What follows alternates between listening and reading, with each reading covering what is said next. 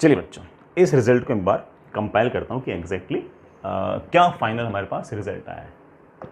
हमारे पास जो final result आया वो इस तरह से आया कि अगर हमारे पास कोई व्हीटस्टोन ब्रिज है,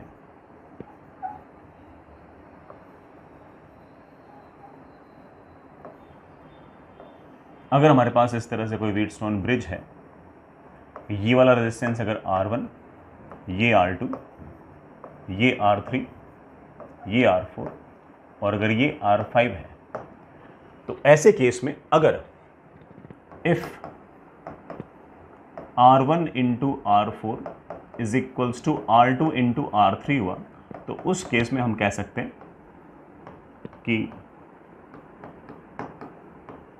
current through resistance 5 will be 0, उसमें से किसी प्रकार का करंट नहीं गुजरेगा। और इसको हम ऐसे शब्दों में बोलते हैं कि हमारा जो व्हीटस्टोन ब्रिज है इज बैलेंस्ड। जो शब्द हम यूज करते हैं दैट इज बेटा व्हीटस्टोन ब्रिज इज बैलेंस्ड। एक बात और बेटा, जब इस तार में से करंट गुजर नहीं रहा तो एक काम करो, इस तार को हटाकर फेंक दो। नहीं, करंट तो गुजर नहीं रहा, तो एक काम करो, R5 को निकालो और फेंक दो। अगर मैंने R5 को निकालकर फेंक दिया तो ये सर्किट मुझे ऐसा नजर आएगा।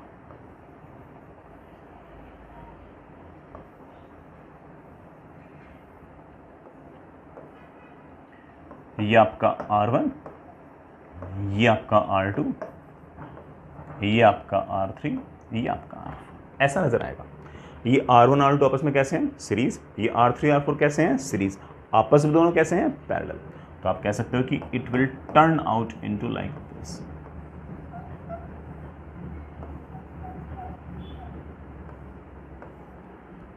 ऊपर आ गया है R1 प्लस R2, नीचे मेरे पास आ गया R3 प्लस R4, ये दोनों आपस में पैरेलल हैं।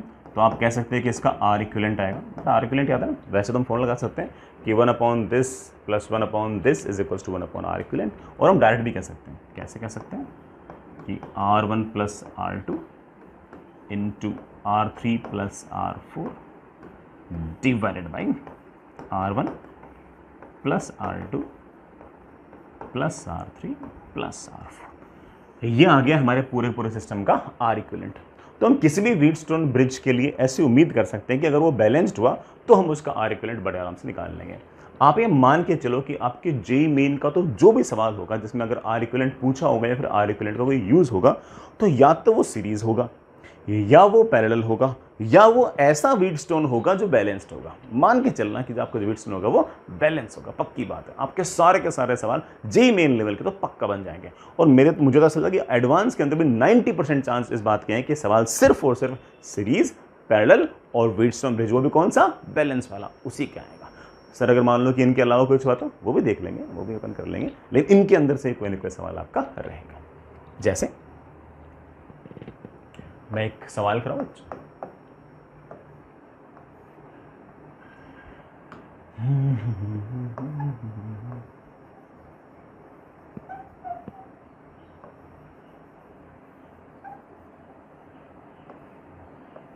मेरे पास बेटा इस तरह से 5 रेजिस्टेंस है।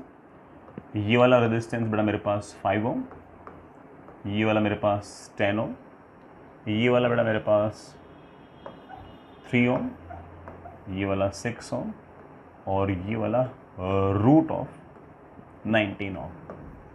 ये वाला पॉइंट मेरे पास A, ये वाला पॉइंट मेरे पास B। सवाल बेटा आप जानते हैं,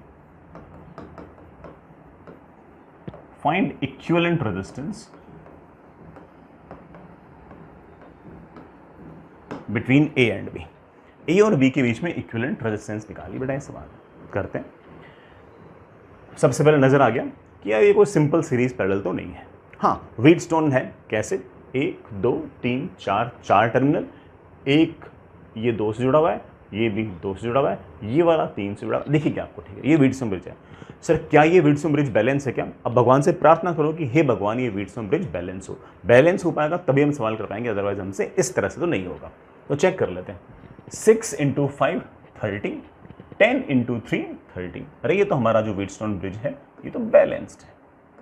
और अगर व्हीटस्टोन ब्रिज बैलेंस्ड है तो हम जानते हैं कि ये जो रूट 19 ओम का ये जो वायर लगा रखा है इसके अंदर से तो कोई करंट ही नहीं बह रहा, और अगर ये करंट नहीं बह रहा तो इस तार को तो हटाकर फेंक दो। और जैसे मैंने इस तार को हटाकर फेंक दिया, सर्किट में सिर्फ और सिर्फ ये बचा,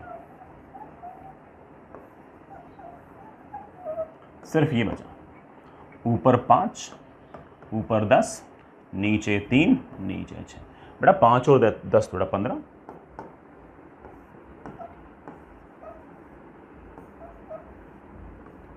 this is 15 ohm, this is 9 Om.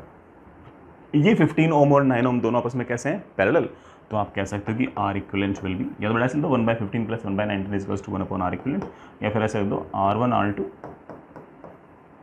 Upon R1 plus R2, that is 135 upon 20।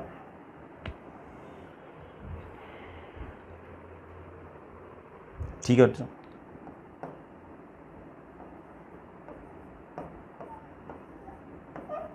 ये आपका आंसर है क्या? 45/8 ओम्स आपका आर इक्विवेलेंट आ गया। आई रियली होप बेटा सारी बात आप समझ गए होंगे। आगे चलते हैं, नेक्स्ट इज एक और सवाल, ऐसे लैंग्वेज टाइप का सवाल है, आराम से इत्मीनान से सुन के बढ़िया से बताना, ठीक है। आपके पास बड़ा इस तरह का अरेंजमेंट है,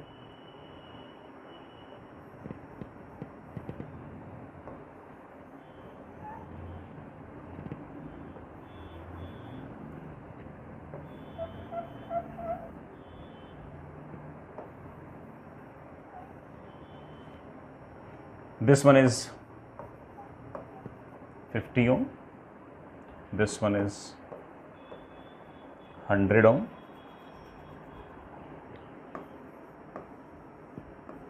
this one is 200 ohm, this one is 50 ohm। इस 50 ओम के साथ एक रेजिस्टेंस बेटा और है इसके साथ पैरेलल में, let's say it is R, let's say it is R. यहां तक बेटा सिचुएशन क्लियर है? ये बेटा आपके पास कोई पॉइंट ए है, ये आपके पास बेटा कोई पॉइंट बी है। पॉइंट ए और बी को हमने किसी बैटरी से इस तरह से कनेक्ट कर दिया। ये वाला कोई पॉइंट है सी, ये वाला कोई पॉइंट है डी। सवाल ये है कि आर कितना हो कि सी और डी में से किसी प्रकार का कोई करंट ना गुजरे, सी डी में से किसी प्रकार का करंट ना गुजरे। बेटा मेरा सवाल ये है, find capital R such that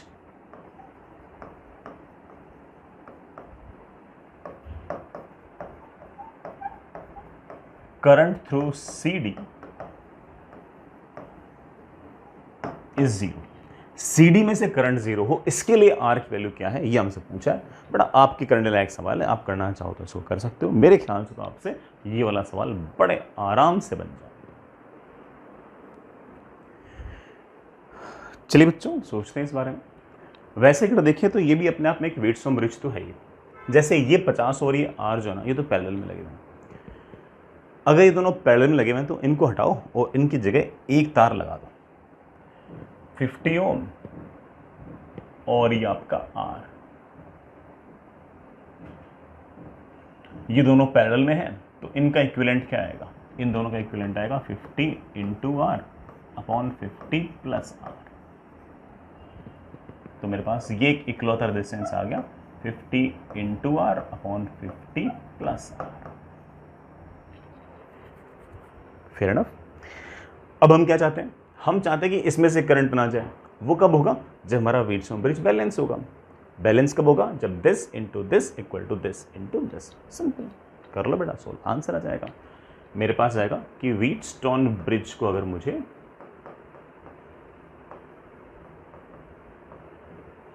balanced करना है तो मेरे पास आएगा 50 into 100 should be equal to 200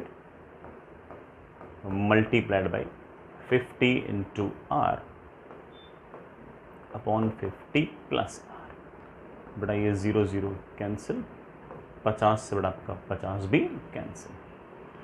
हमारे पास आ गया है शायद 2R is equals to 50 plus R। मेरे पास आ गया R इज इक्वल्स टू 50। हमारे पास रेजिस्टेंस की वैल्यू आ गई है 50 ओम। मतलब रेजिस्टेंस जो हमने पैरेलल में लगा रखा था ना, जो अननोन था, उसकी वैल्यू आ गई है 50 ओम। ठीक है, समझ गए इस बात को? बढ़िया सा सवाल बेटा। आगे चलते हैं, एक सवाल और करते हैं। बढ़िया सवाल है, आराम से इत्मीनान से सोचें, समझें।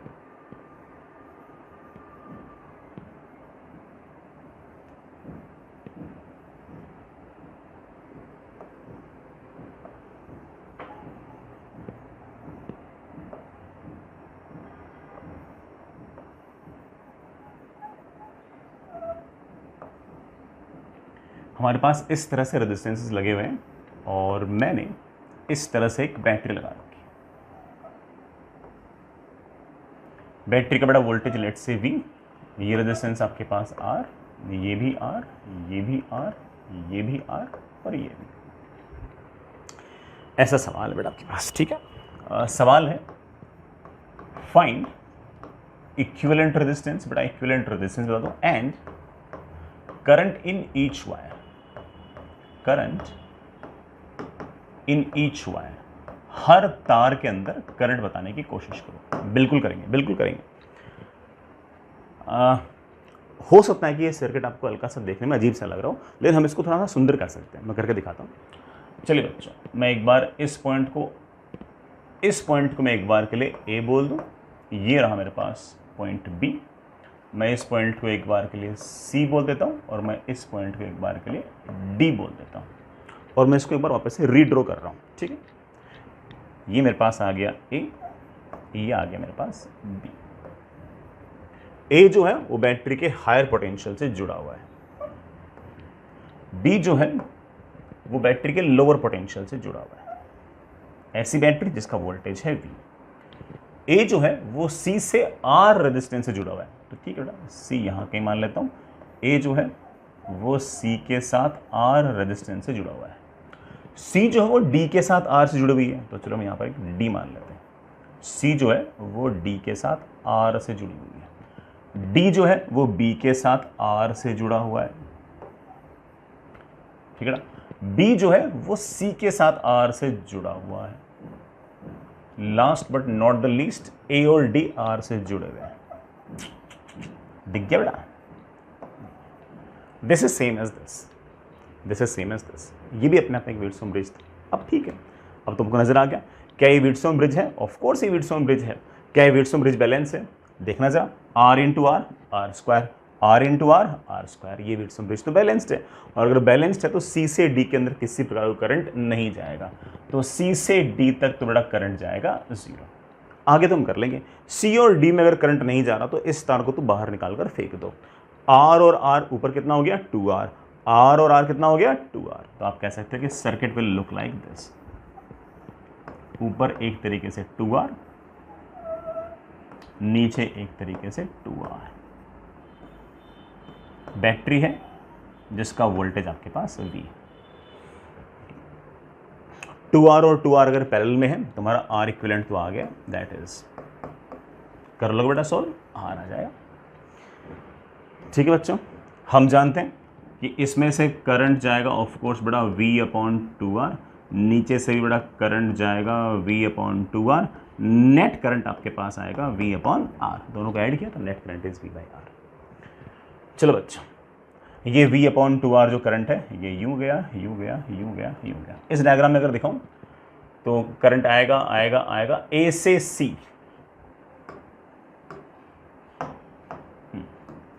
A से C करंट जाएगा V/2R। फिर C से B करंट जाएगा V/2R। आगे चलो बेटा, A से D करंट जाएगा V/2R, A से D करंट जाएगा V/2R। फिर D से B अगेन बेटा करंट जाएगा V/2R। तो इधर से करंट आ गया V/2R, इधर से करंट आ गया V/2R। इसमें से किसी प्रकार का करंट नहीं गया है। V/2R V/2R अगर मैं जोड़ूंगा तो नेट करंट मेरे पास आ जाएगा V/R। यही V/R चलते चलते यहाँ पर आया। इस V/R के दो टुकड़े हो गए, जिसमें से V/2R इस तरफ, V/2R इस तरफ। ये करंट बड़ा चलते चलते चलते चलते चलते यूँ आ रहा है, ऐसे ऐसे करंट। इसमें से किसी प्रकार का करंट नहीं है। ठीक है बच्चों, समझ गए होंगे, कोई बहुत ज़्यादा टफ काम तो नहीं था। चलिए बच्चों आगे चलते हैं। नेक्स्ट इज हेडिंग लिखिए बेटा, इक्विवेलेंट रेजिस्टेंस ऑफ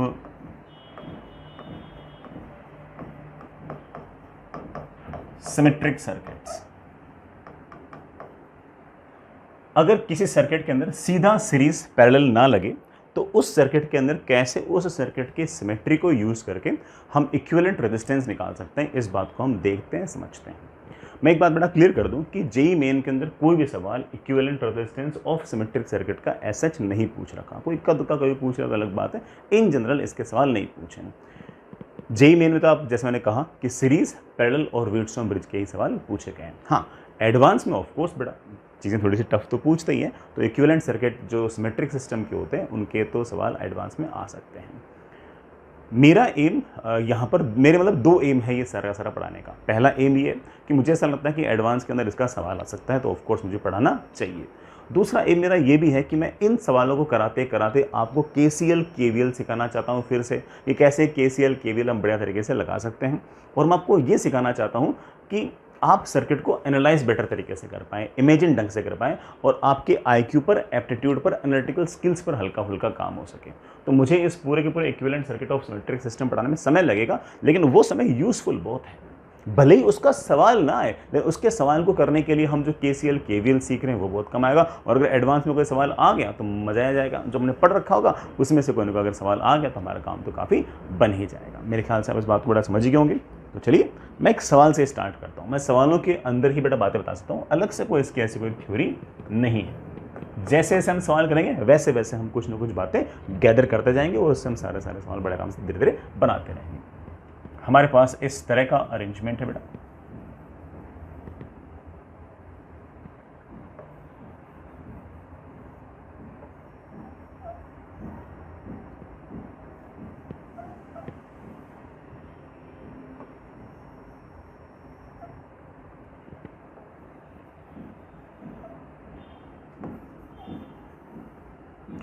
चलिए बेटा, इस तरह का सर्किट है।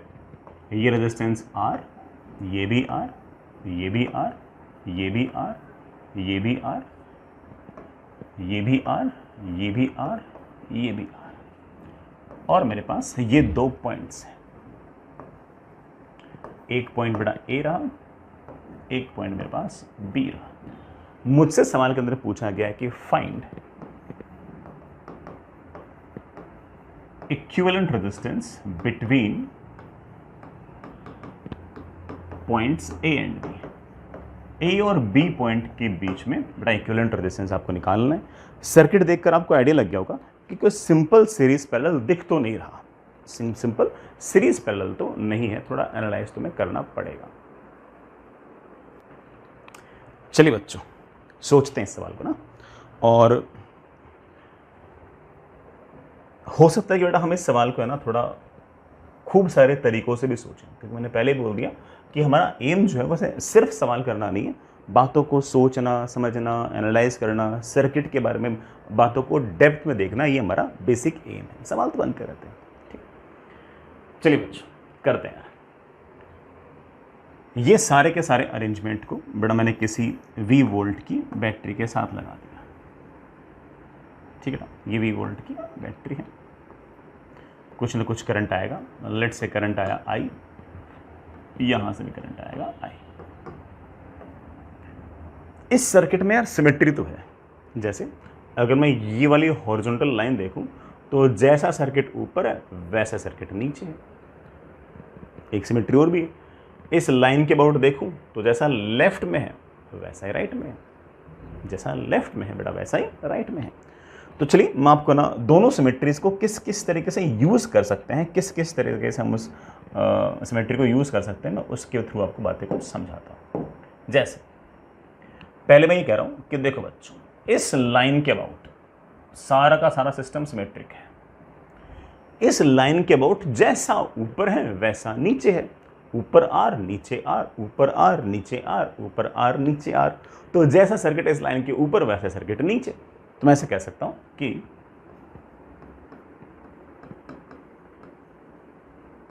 सर्किट इज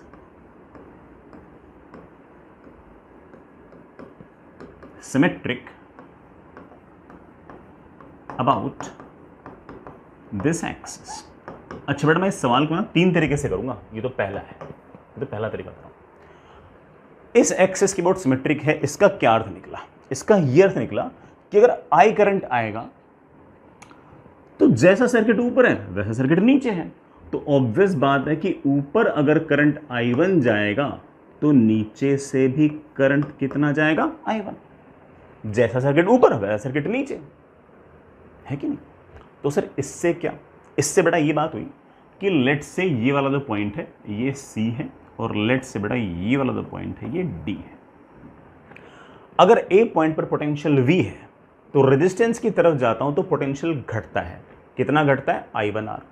तो अगर यहां पर पोटेंशियल अगर V है, इस पॉइंट पर अगर पोटेंशियल V है तो इस पॉइंट पर पोटेंशियल अपने आप आ जाएगा V minus I1 into R।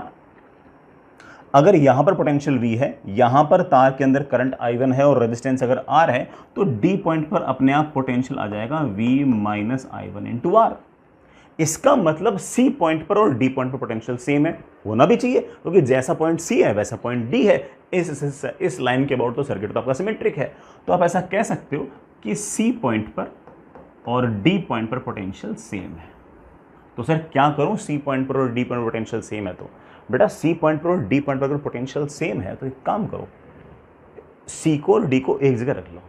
C को और D को एक जगह रख लो मतलब इस पूरे के पूरे सर्किट को ऐसे फ्लिप कर दो। भाई नीचे वाला सर्किट तो पड़ा ही है, जो ऊपर वाला ना उसको पूरा का पूरा फ्लिप कर दो, फ्लिप कर दो, फ्लिप कर दो, और इस C को उठाकर उठाकर उठाकर उठाकर यहाँ लगा दो D के साथ, क्योंकि D का पोटेंशियल और C का पोटेंशियल तो सेम ही है, तो दोनों को एक जगह रख लो। तो मैं एक काम करूँगा, इस पूरे के पूरे सर्किट को ऐसे फ्लिप कर दूंगा और फ्लिप करके C पॉइंट को और D पॉइंट को एक ही जगह ले आऊंगा, एक ही जगह ले। तो चलिए, एक जगह लाने पर सर्किट कैसा नजर आएगा? ये R तो ठीक है बेटा, ये R भी ठीक है। ये आपका पॉइंट A है, ये आपका पॉइंट B है। यहां कहीं बेटा आपका पॉइंट D था। ये रेजिस्टेंस आपके पास R, ये रेजिस्टेंस भी R और ये रेजिस्टेंस भी R। C वाले पॉइंट को उठा के मैं यहां पर लाऊंगा, तो जहां पर D है बेटा वहीं C आ जाएगा। तो क्या होगा कि जैसे ही इसको उठाकर यहां पर लाऊंगा, ये वाला R उठकर यहां आ जाएगा और ये वाला R उठकर यहां आ जाएगा, और ये वाला जो R है ये उठ के यहां आ जाएगा। समझ गए इस बात को? ये जो तार होंगे अगर मैं इसको पलटूंगा तो ये वाला तार यहां से यहां आ जाएगा, ये वाला तार यहां से यहां आ जाएगा और ये वाला तार यहां से यहां आ जाएगा। तो circuit will look like this. ये एक R आ जाएगा, ये एक R आ जाएगा, ये एक R आ जाएगा। R और R R/2, R और R पैरेलल में है R/2, R और R R/2। तो हमारे पास सर्किट थोड़ा सा तो इजी हो गया।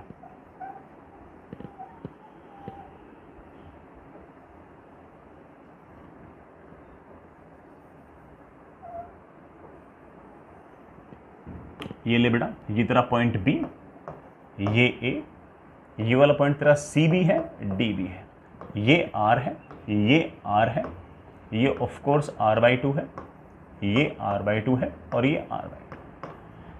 सर क्या अब सीरीज पैरेलल है क्या? नहीं बेटा, अभी भी सीरीज पैरेलल तो नहीं है, लेकिन व्हीटस्टोन ब्रिज जरूर है।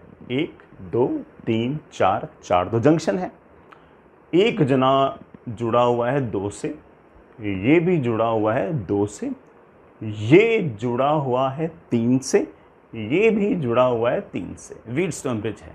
क्या ये व्हीटस्टोन ब्रिज बैलेंस है क्या? अब भगवान से प्रार्थना तो यही कि बैलेंस हो। चेक कर लो, this into this R²/2, this into this R²/2। इसका मतलब ये तो हमारा बैलेंस्ड व्हीटस्टोन ब्रिज है।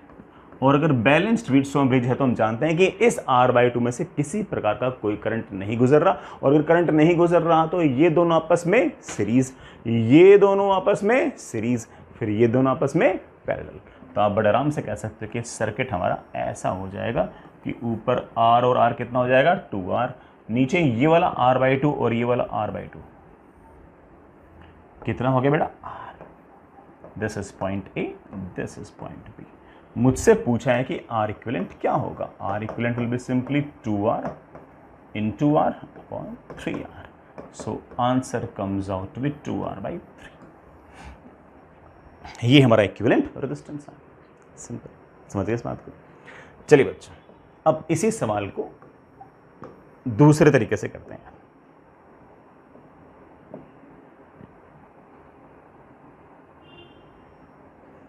इसी सवाल को बड़ा दूसरे तरीके से भी करते हैं।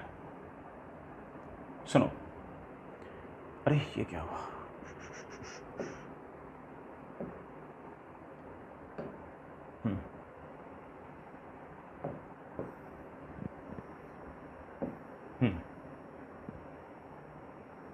बट अब इस सवाल को दूसरे तरीके से करते हैं। अभी सोचते हैं। हमें ये पता है कि ये सारा का सारा सर्किट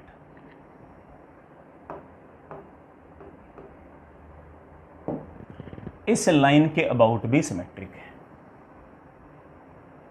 हमने इस सारे के सारे अरेंजमेंट को ऐसे V वोल्ट की बैटरी से जोड़ रखा है। इस लाइन के अबाउट भी सिमेट्रिक है भाई, इधर R, इधर R, इधर R, इधर R, इधर R, इधर R।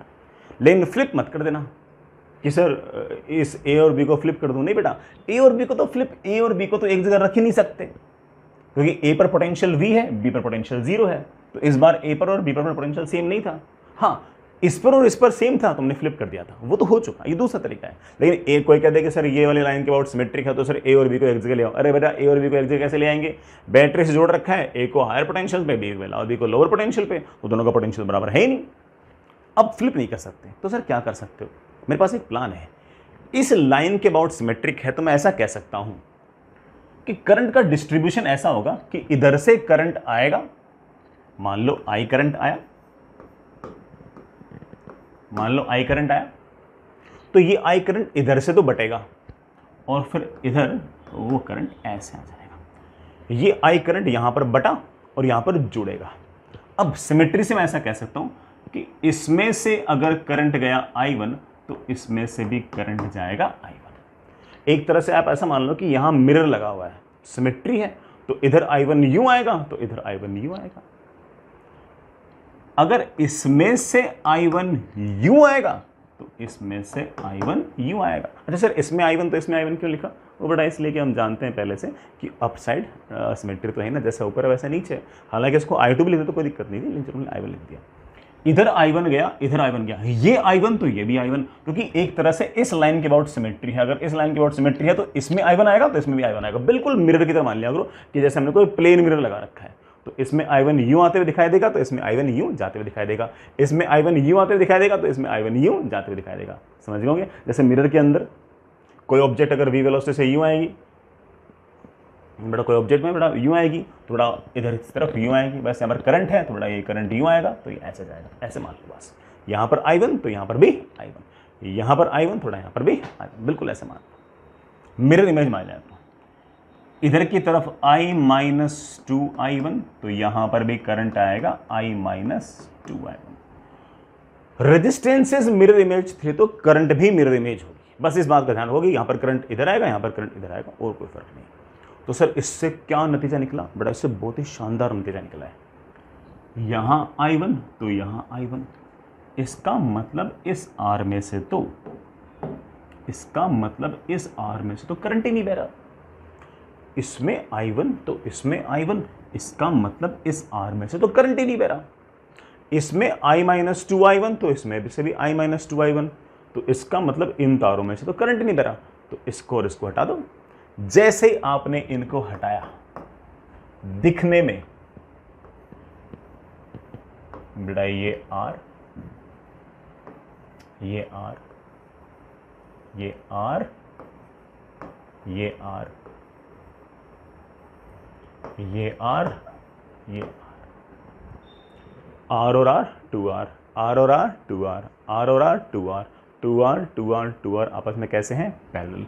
तो आप कहोगे sir 1/r equivalent is equals to 1/2r plus 1/2r plus 1/2r।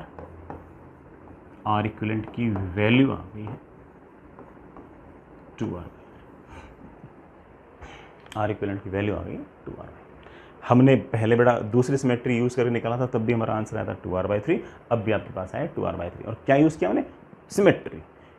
इस लाइन के अबाउट सिमेट्री है, तो इस पॉइंट को और इस पॉइंट को हम फ्लिप करके एक जगह नहीं ला सकते।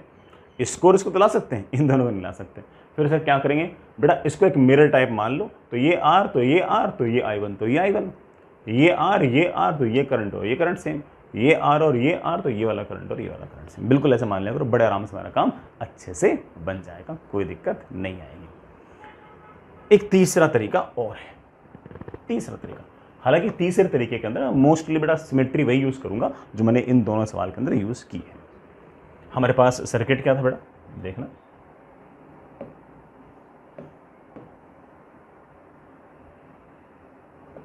हमारे पास ये सर्किट है। इस सर्किट को ऐसे किसी बैटरी से जोड़ दो।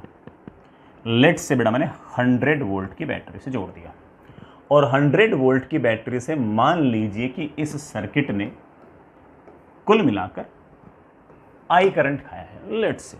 तो हम जानते हैं कि R इक्विवेलेंट रेजिस्टेंस की डेफिनेशन क्या होती है? कितना वोल्टेज लगा रखा है डिवाइड बाई कितना करंट खाया है। कहीं आप ये तो नहीं सोच रहे सर आपने 100 कहां से लिख दिया? बेटा कुछ भी लिख दो, 200 लिख दो, कोई फर्क नहीं पड़ता। अगर मैं यहाँ पर 200 लिखता तो मैं लिखता कि R equivalent equals to 200/I। Answer same आता। क्यों? क्योंकि बेटा तुम वोल्टेज दुगना रखते तो करंट भी दुगना हो जाता, रेजिस्टेंस उतना ही आता। अगर आपने यहाँ पर 1000 लिख दिया होता तो ऊपर 1000 लिखता, लेकिन जो करंट आता वो इस वाले केस से 10 गुना आता, रेशियो एग्जैक्टली आपका सेम आता। तो 100 मुझे ऐसा लगता है थोड़ा सा अच्छा नंबर है, यूज़ कर लेते हैं इसको। तो मैंने 100 वोल्ट की बैटरी लगा ली। इस 100 वोल्ट की बैटरी से चेक करता हूँ कि कितना करंट खाता है। मैं उस 100 वोल्ट से बड़ा उस करंट को डिवाइड कर दूंगा तो हमारे सिस्टम का R इक्विवेलेंट आ जाएगा, आना भी चाहिए।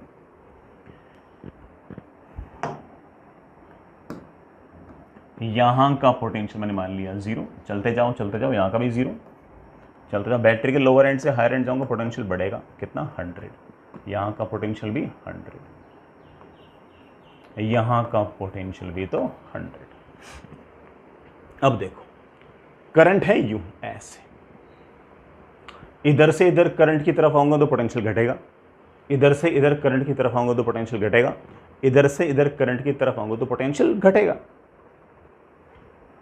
सीधी सी बात बेटा, यहां का 100 है, यहां का 0 है। इस वाले पॉइंट को देखो, ये वाला जो पॉइंट है जहां से करंट एंटर हुआ है और जहां से करंट एग्जिट हुआ है, उसके बिल्कुल बीचों बीच है। तो सर इससे क्या हो गया बेटा? बिल्कुल बीचों बीच है। इस बात का सीधा सीधा अर्थ यह है कि जितना पोटेंशियल यहां से यहां तक ड्रॉप हुआ होगा उतना ही पोटेंशियल यहां से यहां तक ड्रॉप हुआ होगा। यहां से यहां तक टोटल कितना पोटेंशियल ड्रॉप करना है? 100। तो पक्की बात है कि यहां से यहां तक ड्रॉप हुआ है 50 और यहां से तक ड्रॉप हुआ है 50। तो यहां का पोटेंशियल 100 में से 50 घटाओ, कितना हो गया? 50। 50 में से 50 घटाओ तो 0 हो जाएगा। तो यहाँ का पोटेंशियल पक्की बात है कि 50 है। ये वाला पॉइंट जहां से करंट एंटर कर रहा है और जहां से करंट एग्जिट कर रहा है वहां से बिल्कुल सिमेट्रिक है, इसलिए मैं ऐसा बोल पाए। यही वाली बात यहां पर भी, करंट यूं आएगा यूं जाएगा, कुछ पोटेंशियल यहां से ड्रॉप होगा, कुछ पोटेंशियल यहां से ड्रॉप होगा। टोटल यहां से यहां तक का पोटेंशियल ड्रॉप 100 वोल्ट है। अब ये वाला जो पॉइंट है जहां से करंट एंटर कर रहा है और जहां से करंट एग्जिट कर रहा है वहां से बिल्कुल सिमेट्रिक है। और अगर सिमेट्रिक है तो ऑब्वियस बात है कि जितना पोटेंशियल ड्रॉप यहां से होगा उतना ही पोटेंशियल ड्रॉप यहां से यहां होगा। यहां से यहां तक टोटल पोटेंशियल ड्रॉप 100 वोल्ट होना चाहिए, तो यहां से तक 50 का ड्रॉप होना चाहिए। 100 में से 50 घटाए तो बेटा यहां का पोटेंशियल कितना आ गया? 50 वोल्ट। यही बात बेटा इस पॉइंट की है। इस रास्ते में नेट पोटेंशियल कितना ड्रॉप होना चाहिए? 100। लेकिन सर्किट सिमेट्रिक है, इसलिए ऐसा बोल पा रहा हूं कि जितना ड्रॉप यहां से यहां उतना ड्रॉप यहां से यहां, जितना ड्रॉप यहां से यहां उतना ड्रॉप यहां से यहां। तो ऑब्वियस बात है कि यहां से यहां तक का ड्रॉप कितना होना चाहिए? 50।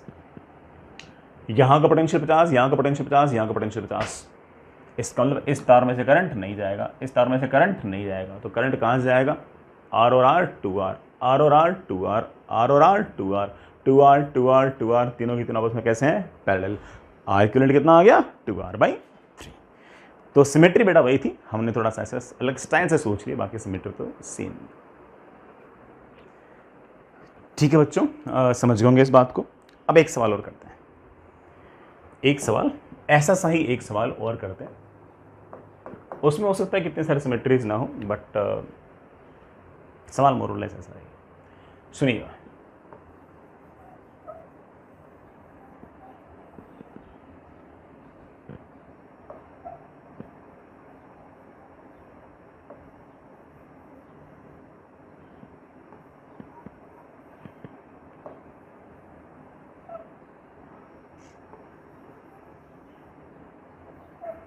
डायग्राम तो पिछले सवाल जैसा ही है, बट वैल्यूज थोड़ा डिफरेंट है।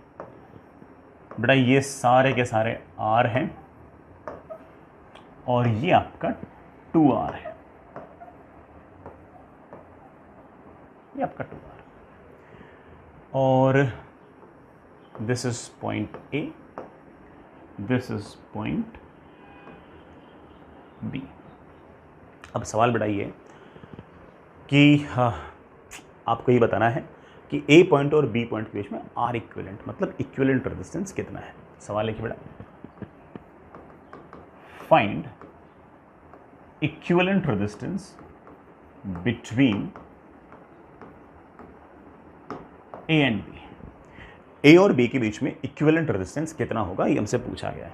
तो चलिए बच्चों करते हैं।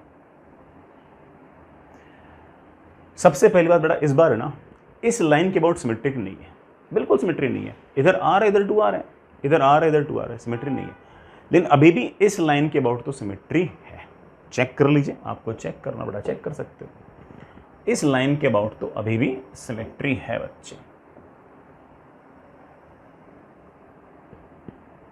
As you can see that इस लाइन के अबाउट जैसा ऊपर है वैसा नीचे है। ये r, ये r, ये r, ये r, ये 2r, ये 2r, तो सिमेट्री तो है। ये वाली सिमेट्री नहीं है, लेकिन इस एक्सेस के अबाउट तो सिमेट्री है।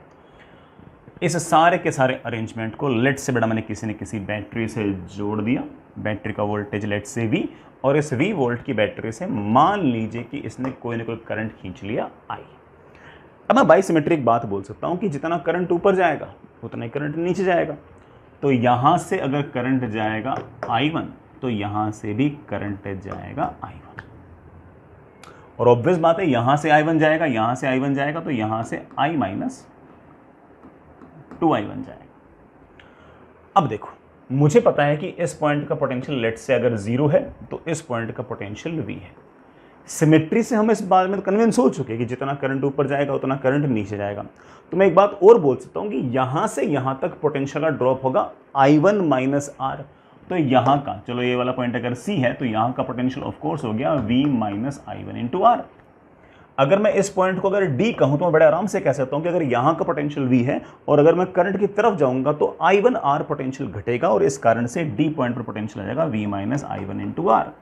और मेरे बच्चे जानते हैं कि मैं कहाँ जा रहा हूँ। अब मेरे बच्चे बोलेंगे सर कि आप ये कहना चाह रहे हो कि इसका मतलब C पॉइंट पर और D पॉइंट पर पोटेंशियल सेम है, तो दोनों को एक ही जगह ले आओ। और दोनों को एक जगह लाने के लिए उसको यूं उठा के जैसे मैं यहाँ लेकर आया वैसे ही ये वाला तार यहाँ आ जाएगा, ये वाला तार यहाँ आ जाएगा, ये वाला तार यहाँ आ जाएगा, और कुल मिलाकर हमने सारे के सारे सिस्टम को कर दिया है फ्लिप। मेरे ख्याल से फ्लिप करते ही बात बन जाएगी बेटा। देखना फ्लिप करते सर्किट कैसा नजर आएगा। ये R, ये 2R। मैं थोड़ी सी मक्कारी कर रहा हूं बेटा। इस R को उठा के यहां लेके आऊंगा तो ये R तो है ही है। चलो मक्कारी क्या करनी कर देता हूं। यहां कहीं एक पॉइंट है जो D भी है और C भी है। पहले से यहां पर R लगा हुआ है, पहले से यहां पर 2R लगा हुआ है, पहले से यहां पर R लगा हुआ है। ये वाला R उठ के यहां पर आया तो एक R और आ गया। ये वाला R उठ के यहां आया तो एक R और आ गया। ये वाला 2R उठ के यहां पर आया तो ये वाला 2R यहां आ गया। R और R पैरेलल, R/2, R और R R/2, 2R और 2R, R। कुल मिलाकर circuit will turn out like this. This is R, this is 2R. This one is R/2, 2R और 2R बड़ा पैरेलल में है, कितना हो जाएगा R, R और R पैरेलल में है, कितना हो जाएगा R/2। This is your point A, this is your point B। अभी भी क्या सीरीज पैरेलल है? नहीं। लेकिन क्या व्हीटस्टोन ब्रिज है? बिल्कुल। क्या व्हीटस्टोन ब्रिज बैलेंस है? भाई भगवान से प्रार्थना तो ये करेंगे कि व्हीटस्टोन ब्रिज बैलेंस हो। R into R, R square, 2R into R/2, 2 से 2 cancel, R square, this into this equal to this into this. इसका ना व्हीटस्टोन ब्रिज है बैलेंस, इस तार में कोई करंट नहीं जाना चाहिए। तो आप कह सकते हो कि ये मेरा एक बैलेंस्ड व्हीटस्टोन ब्रिज है। और अगर बड़ा बैलेंस्ड व्हीटस्टोन ब्रिज है तो ये R और 2R कितना हो गया? 3R। ये R/2 और R,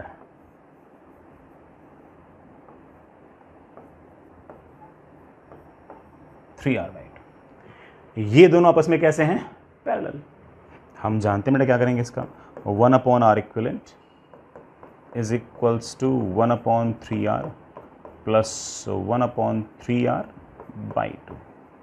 बेटा मेरे ख्याल से R इक्विवेलेंट की वैल्यू आ गई है R। ये हमारा इक्विवेलेंट रेजिस्टेंस आ गया। ये बेटा हमारा इक्विवेलेंट रेजिस्टेंस है। समझ गए बच्चों इस बात को, है ना? सवाल तो अच्छा ही था बेटा, ठीक है। मेरे ख्याल से आपको सारी बात समझ में आई गई होगी। आगे चलते बेटा। मुझे ऐसा लगता है कि मैं इस बात को एक तरीके से और सोच सकता हूं, एक तरीके से बेटा मैं और सोच सकता हूं। चलो दिखाता हूं कैसे। सुनना बेटा,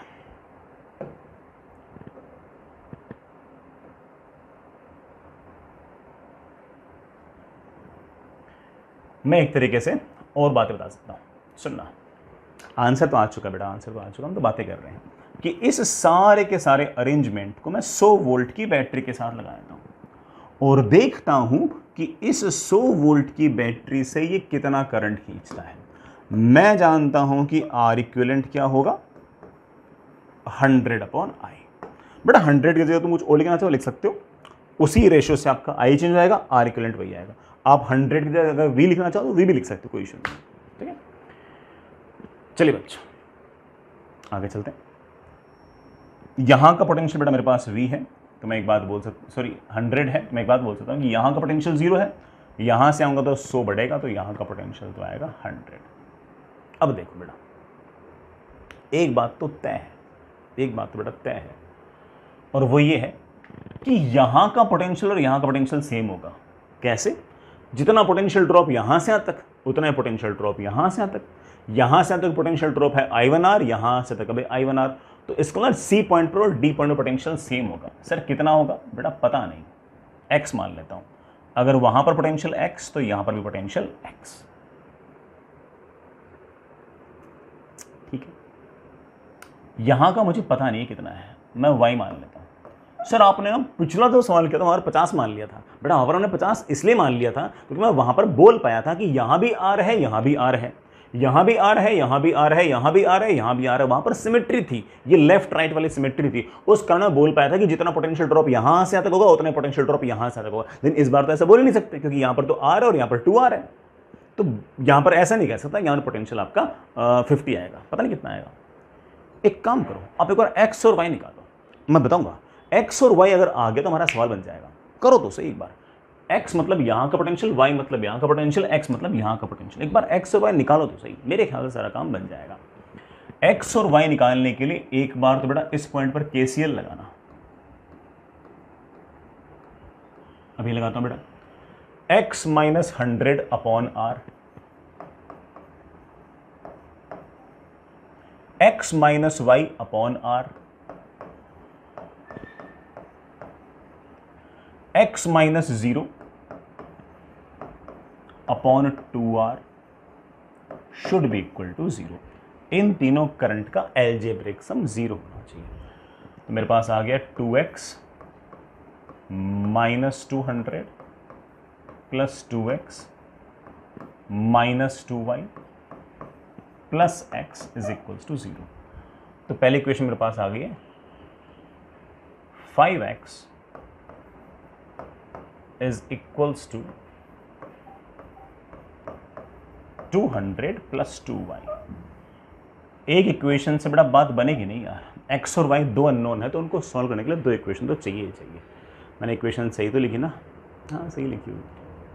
सर एक इक्वेशन और हम बड़ा लगाते हैं। सर यहाँ लगा दूँ? बेटा यहाँ लगाओ तो सेम इक्वेशन बनेगी, जैसा पॉइंट सी है वैसा डी है, कोई फायदा नहीं होगा। चलो यहाँ लगा लेते हैं, इस पॉइंट पर KCL लगाते हैं। लगाओ तो सही बेटा, y minus 100 upon R, y minus 100 upon R plus y minus 0 upon 2r, y minus 0 upon 2r plus y minus x upon r, y minus x upon r, फिर से y minus x upon r। इन सब का algebraic sum KCL क्या कहता है? 0 होना चाहिए। ठीक है बेटा,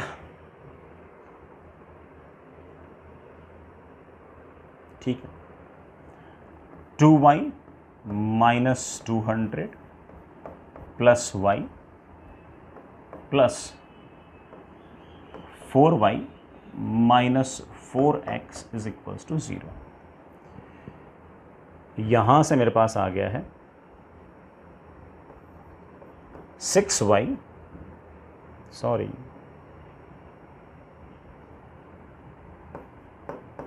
7y इज इक्वल्स टू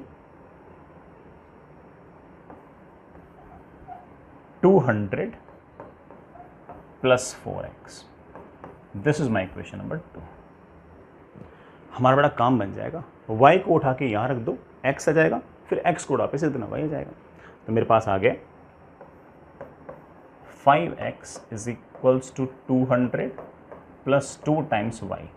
बेटा y को मैं क्या लिख सकता हूँ? y को मैं लिख सकता हूँ 200 plus 4x upon 7।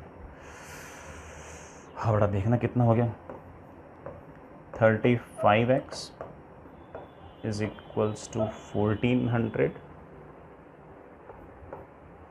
Plus 400 plus 8x। ठीक है ना?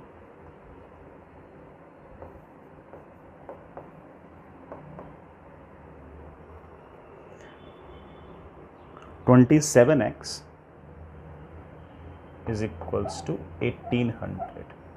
तो बड़ा x की वैल्यू आ गई है 1800 upon 27, that is 200 by 3 volt. इस x को रख के y और निकाल लो, अभी निकाल लेते बेटा। y is equals to 200 by 7 plus 4 times 4 by 7 times x, x is बड़ा 200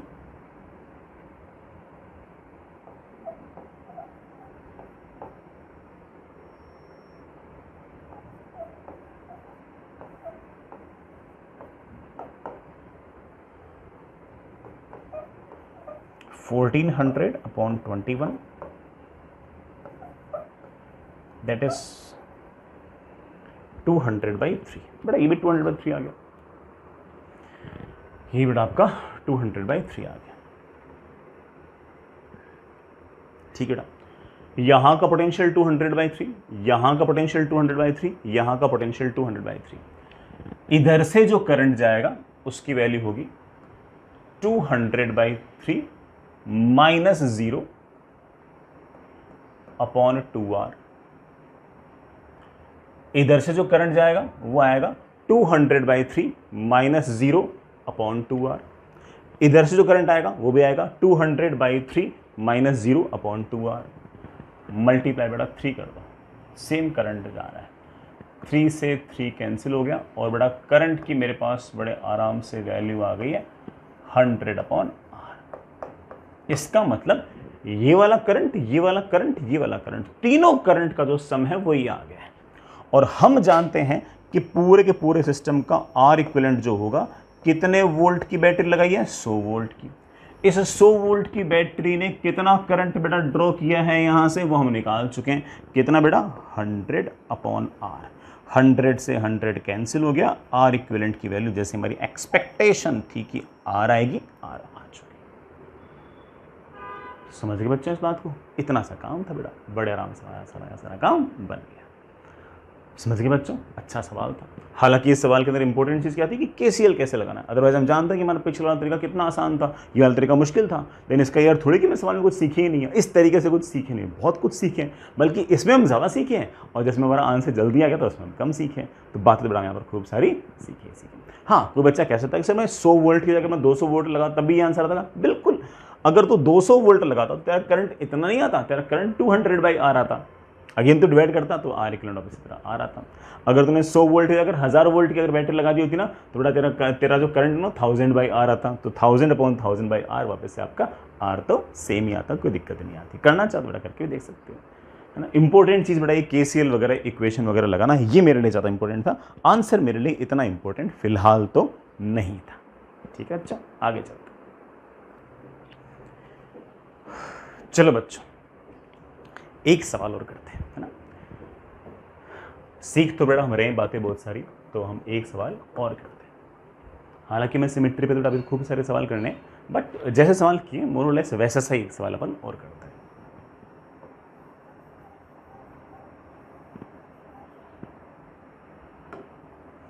और अगेन बेटा मैं सवाल को है ना थोड़ा ज़्यादा एलेबोरेट करके बताऊंगा जब सॉल्यूशन करूंगा तो, क्योंकि अगेन अपना एम बेटा सिर्फ और सिर्फ आंसर लाना तो नहीं है, हमारा एम तो बातों को थोड़ा गहराई से जानना है।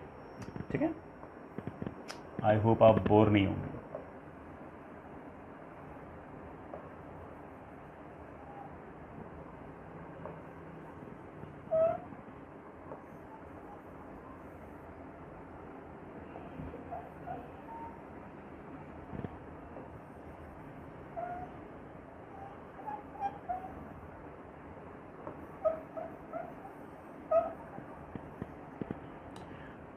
इस तरह से बेटा आपके पास कुछ रेजिस्टेंसेज हैं, सारे रेजिस्टेंस आइडेंटिकल हैं, सबके पास रेजिस्टेंस आर ही है,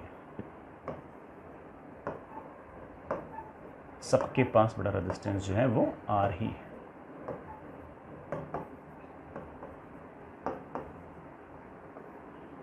ठीक है, और आपके पास इधर वाले पॉइंट को बड़ा बी बोल दीजिए, इधर वाले पॉइंट को आप ए बोल दीजिए। सवाल वही है, find equivalent resistance between point A and B. पॉइंट ए और बी के बीच में इक्विवेलेंट रेजिस्टेंस कितना आएगा ये हमें निकालना है। तो चलिए सवाल लिखिए, find equivalent resistance between A and B. निकालते बेटा। पहले तो एक चीज नोटिस कर लो कि सिमेट्री खूब सारी है, मेरे ख्याल से तो लेफ्ट राइट सिमेट्री भी है और up side down side symmetry भी है। दिखाता हूं आपको, जैसे इस लाइन के अबाउट देखो बेटा, इस लाइन के अबाउट देखो,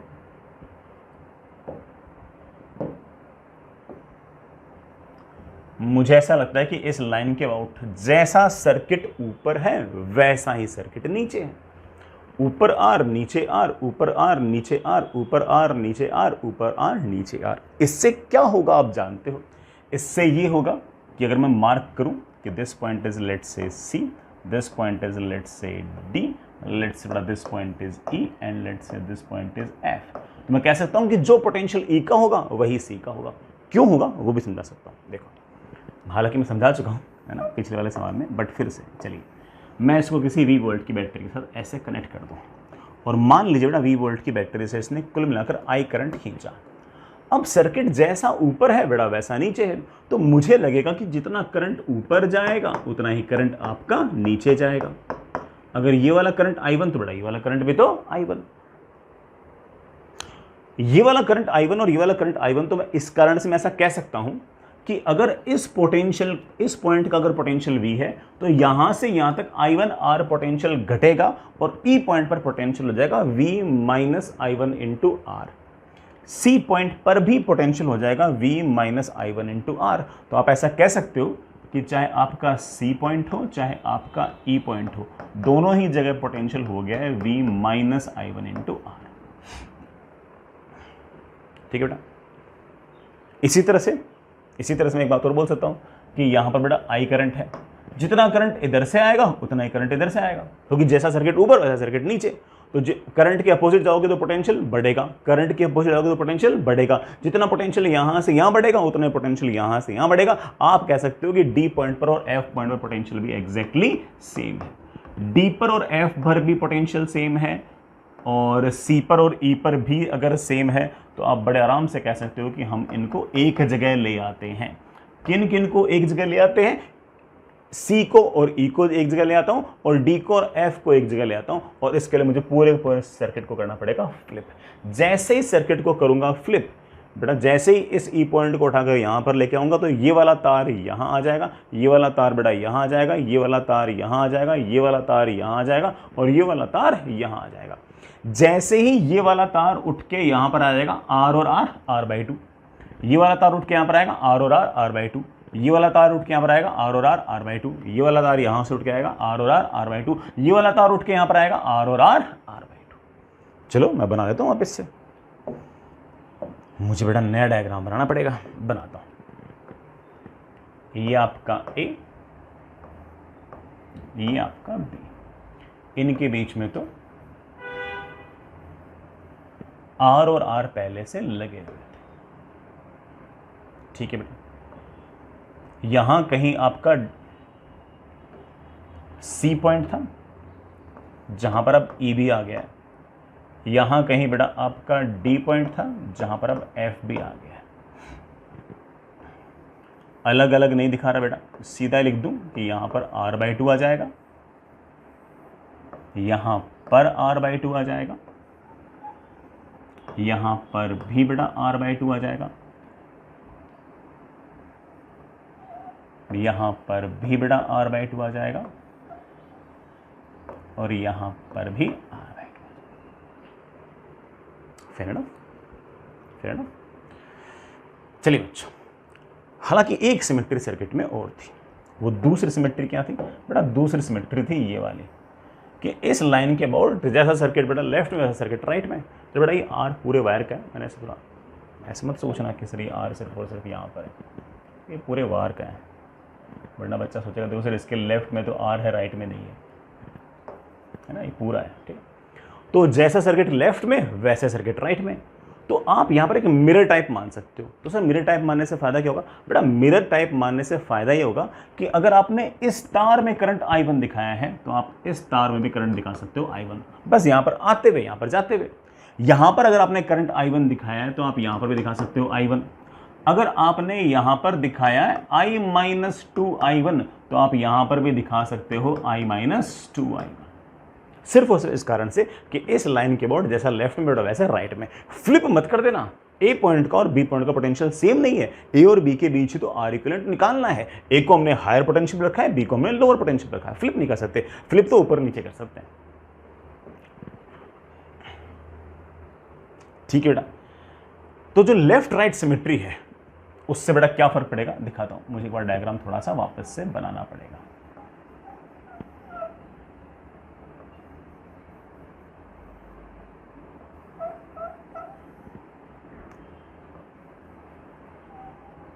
ये लीजिए बेटा, ये पॉइंट ए, ये बेटा आपका पॉइंट बी, ये वाला पॉइंट, अरे बेटा मैंने इतने कम कैसे,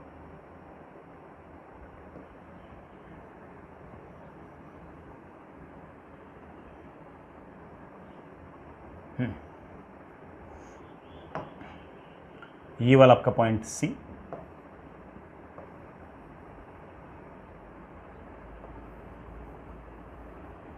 ये वाला आपका पॉइंट डी,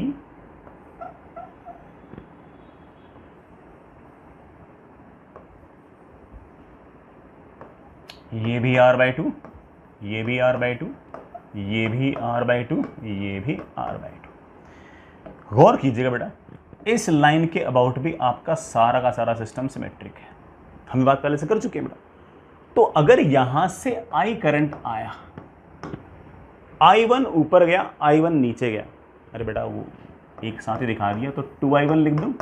अरे बेटा क्योंकि जहां पर C पॉइंट है बेटा वहीं पर E पॉइंट है। A से C में गया I1, A से E में गया I1, तो कितना हो गया 2I1। बाकी आपका I-2I1 इधर से चला गया, यही कहानी इधर है। इधर से आपका करंट आएगा 2I1, क्योंकि जहां पर D पॉइंट है बराबर F पॉइंट है, F से B भी I1 आया, D से B भी I1 आया, तो आपका बाकी I-2I1 इधर से आया। तो सर इससे क्या पता लगा आपको? बड़ा बहुत ही मस्त बात पता लगी है, देखना सुनना। अगर मैं इस पॉइंट को G मान लूं तो जरा गौर करना, यहां से यहां तक करंट है I-2I1, यहां से यहां तक भी करंट है I-2I1। इस बात को तो ये अर्थ निकला कि इसका मतलब इस तार ने, इन तारों ने आपस में भले ही करंट भेजा हो, इस तार को कोई करंट नहीं दिया है। जितना करंट यहां है उतना ही करंट यहां है, तो इसका मतलब ये वाला तार और ये वाला तार है, इन दोनों ने मिलाकर यहां पर कोई करंट का कंट्रीब्यूशन नहीं किया है। तो मैं एक काम कर सकता हूं, मैं बेटा एक छोटा सा चिन्ना सा काम कर सकता हूं, और वो ये कि ऐसे जोड़ देता हूं, क्योंकि इन दोनों ने मिलकर यहां पर तो कोई करंट दिया ही नहीं। अगर करंट दिया होता तो यहां पर करंट और यहां पर करंट अलग अलग होता, यहां पर करंट और यहां पर करंट सेम है। इसका मतलब इस तार ने और इस तार ने यहां पर कंट्रीब्यूशन में कोई करंट में कंट्रीब्यूशन किया ही नहीं है। हाँ, इनमें आपस में जरूर करंट बह सकता है, लेकिन इन्होंने करंट ऐसे नहीं दिया, तो हटा दो वहां से। अब मुझे लगता है कि सारा का सारा मामला सिर्फ और सिर्फ सीरीज पैरेलल का है, उससे ज्यादा कुछ नहीं है। R/2 और R/2 दोनों सीरीज में है, सीरीज में था बेटा, जो करंट इसमें वही करंट इसमें, कितना हो गया R। ये R पहले से, ये R पहले से, ये R/2 ठीक है बेटा, ये R/2 ठीक है। R/2 और R/2 R, ये भी कितना R और R/2 कैसे हैं? पैरेलल हैं। इन दोनों का R इक्विवेलेंट क्या आएगा? अभी देखता हूँ बेटा, 1/R equivalent is equals to 1/R plus 1/R/2। Solve करते बेटा R इक्विवेलेंट की वैल्यू कितनी आ गई? R/3। इन दोनों को मैं एक इकलौते रेजिस्टेंस से रिप्लेस कर सकता हूँ, जो कितना होगा? R/3। ये वाला R/2, ये वाला R/3 और ये वाला R/2 कैसे हैं? सीरीज। ये वाला R और ये वाला R कैसे हैं? सीरीज। तो आप कह सकते हो कि circuit will turn around like this. R और R सीधा लिख दो बेटा 2R, ये वाला पॉइंट A, ये वाला पॉइंट B। R/2 कितना हो गया? R। ये कितना है? R/3। R और R/3 4R/3। ये दोनों आपस में कैसे हैं? पैरेलल। तो आप बोलोगे sir 1/R equivalent is equals to 1/2R plus 1/4R/3। बड़ा 4R तो मेरे पास एलसीएम आ गया, ठीक है। 2 और 3 बेटा कितना आ गया? 5। उल्टा किया तो R इक्विवेलेंट की मेरे पास वैल्यू आ गई है 4R/5। ये ले बेटा, R इक्विवेलेंट की वैल्यू आ गई 4R/5। ऐसा सवाल था जिसके अंदर बड़ा लेफ्ट राइट सिमेट्री का भी यूज़ था और अपसाइड डाउन साइड सिमेट्री का भी यूज़ था। तो सवाल तो बड़ा आपका अच्छा था। ठीक है बच्चों, समझ होंगे इस बात को। आगे चलते हैं। इसी सवाल को सोचने का एक तरीका और है, हालांकि मुझे से पूरी फीलिंग है कि आपको सारा का सारा सवाल समझ में आ ही गया, बट फिर भी है ना, मैं इस सवाल को एक तरीके से और करना चाहता हूँ। अगेन कारण आप जानते हो, क्योंकि अपना इंटरेस्ट सवाल में कम है और सवालों के थ्रू जो हम चीज़ें सीख रहे हैं उनमें हमारा इंटरेस्ट थोड़ा सा ज़्यादा है। KCL में, KVL में, इनमें हमारा थोड़ा सा ज़्यादा है। चलिए बेटा, इस पूरे के पूरे अरेंजमेंट को तू एक बैटरी से जोड़ दे। सर कितने वोल्ट की बैटरी से? तेरी मर्जी बेटा, V लिखना चाहे V लिख दे, और 100 वोल्ट लिखना चाहे तो 100 वोल्ट लिख दे। अगर 100 वोल्ट की बैटरी से अगर इसने आई करंट खींचा है तो मैं जानता हूं कि आर इक्विवेलेंट की वैल्यू होगी 100/I। अगर मुझे आर इक्विवेलेंट निकालना है तो इसका मतलब अब मुझे आई निकालना है। अब एम क्या है? आई निकालना है। अब सारा एम आई निकालना है। अगर आई आ गया तो आर इक्विवेलेंट आ जाएगा। आपको बड़ा 100 पसंद ना हो, वी लिखना चाहो वी लिख सकते हो, मर्जी बढ़ा।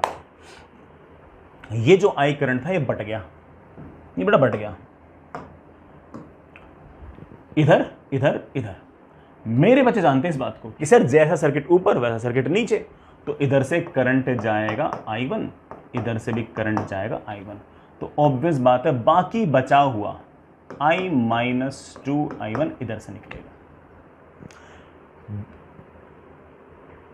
इस लाइन के अबाउट सिमेट्री है, तो मैं कह सकता हूं कि जिस तरह से यहां पर करंट बटा था वैसे ही करंट यहां पर जुड़ेगा।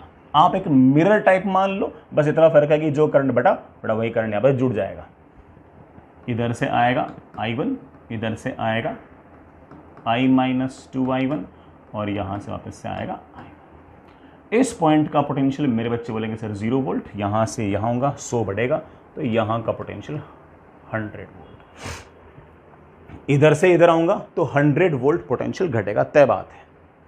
इस सेंटर वाले पॉइंट को देखो बेटा, मुझे ऐसा लग रहा है कि ये सेंटर वाला जो पॉइंट है, ये जहां से करंट एंटर हो रहा है और जहां से करंट एग्जिट हो रहा है उन दोनों के लिए बिल्कुल बीचों बीच है।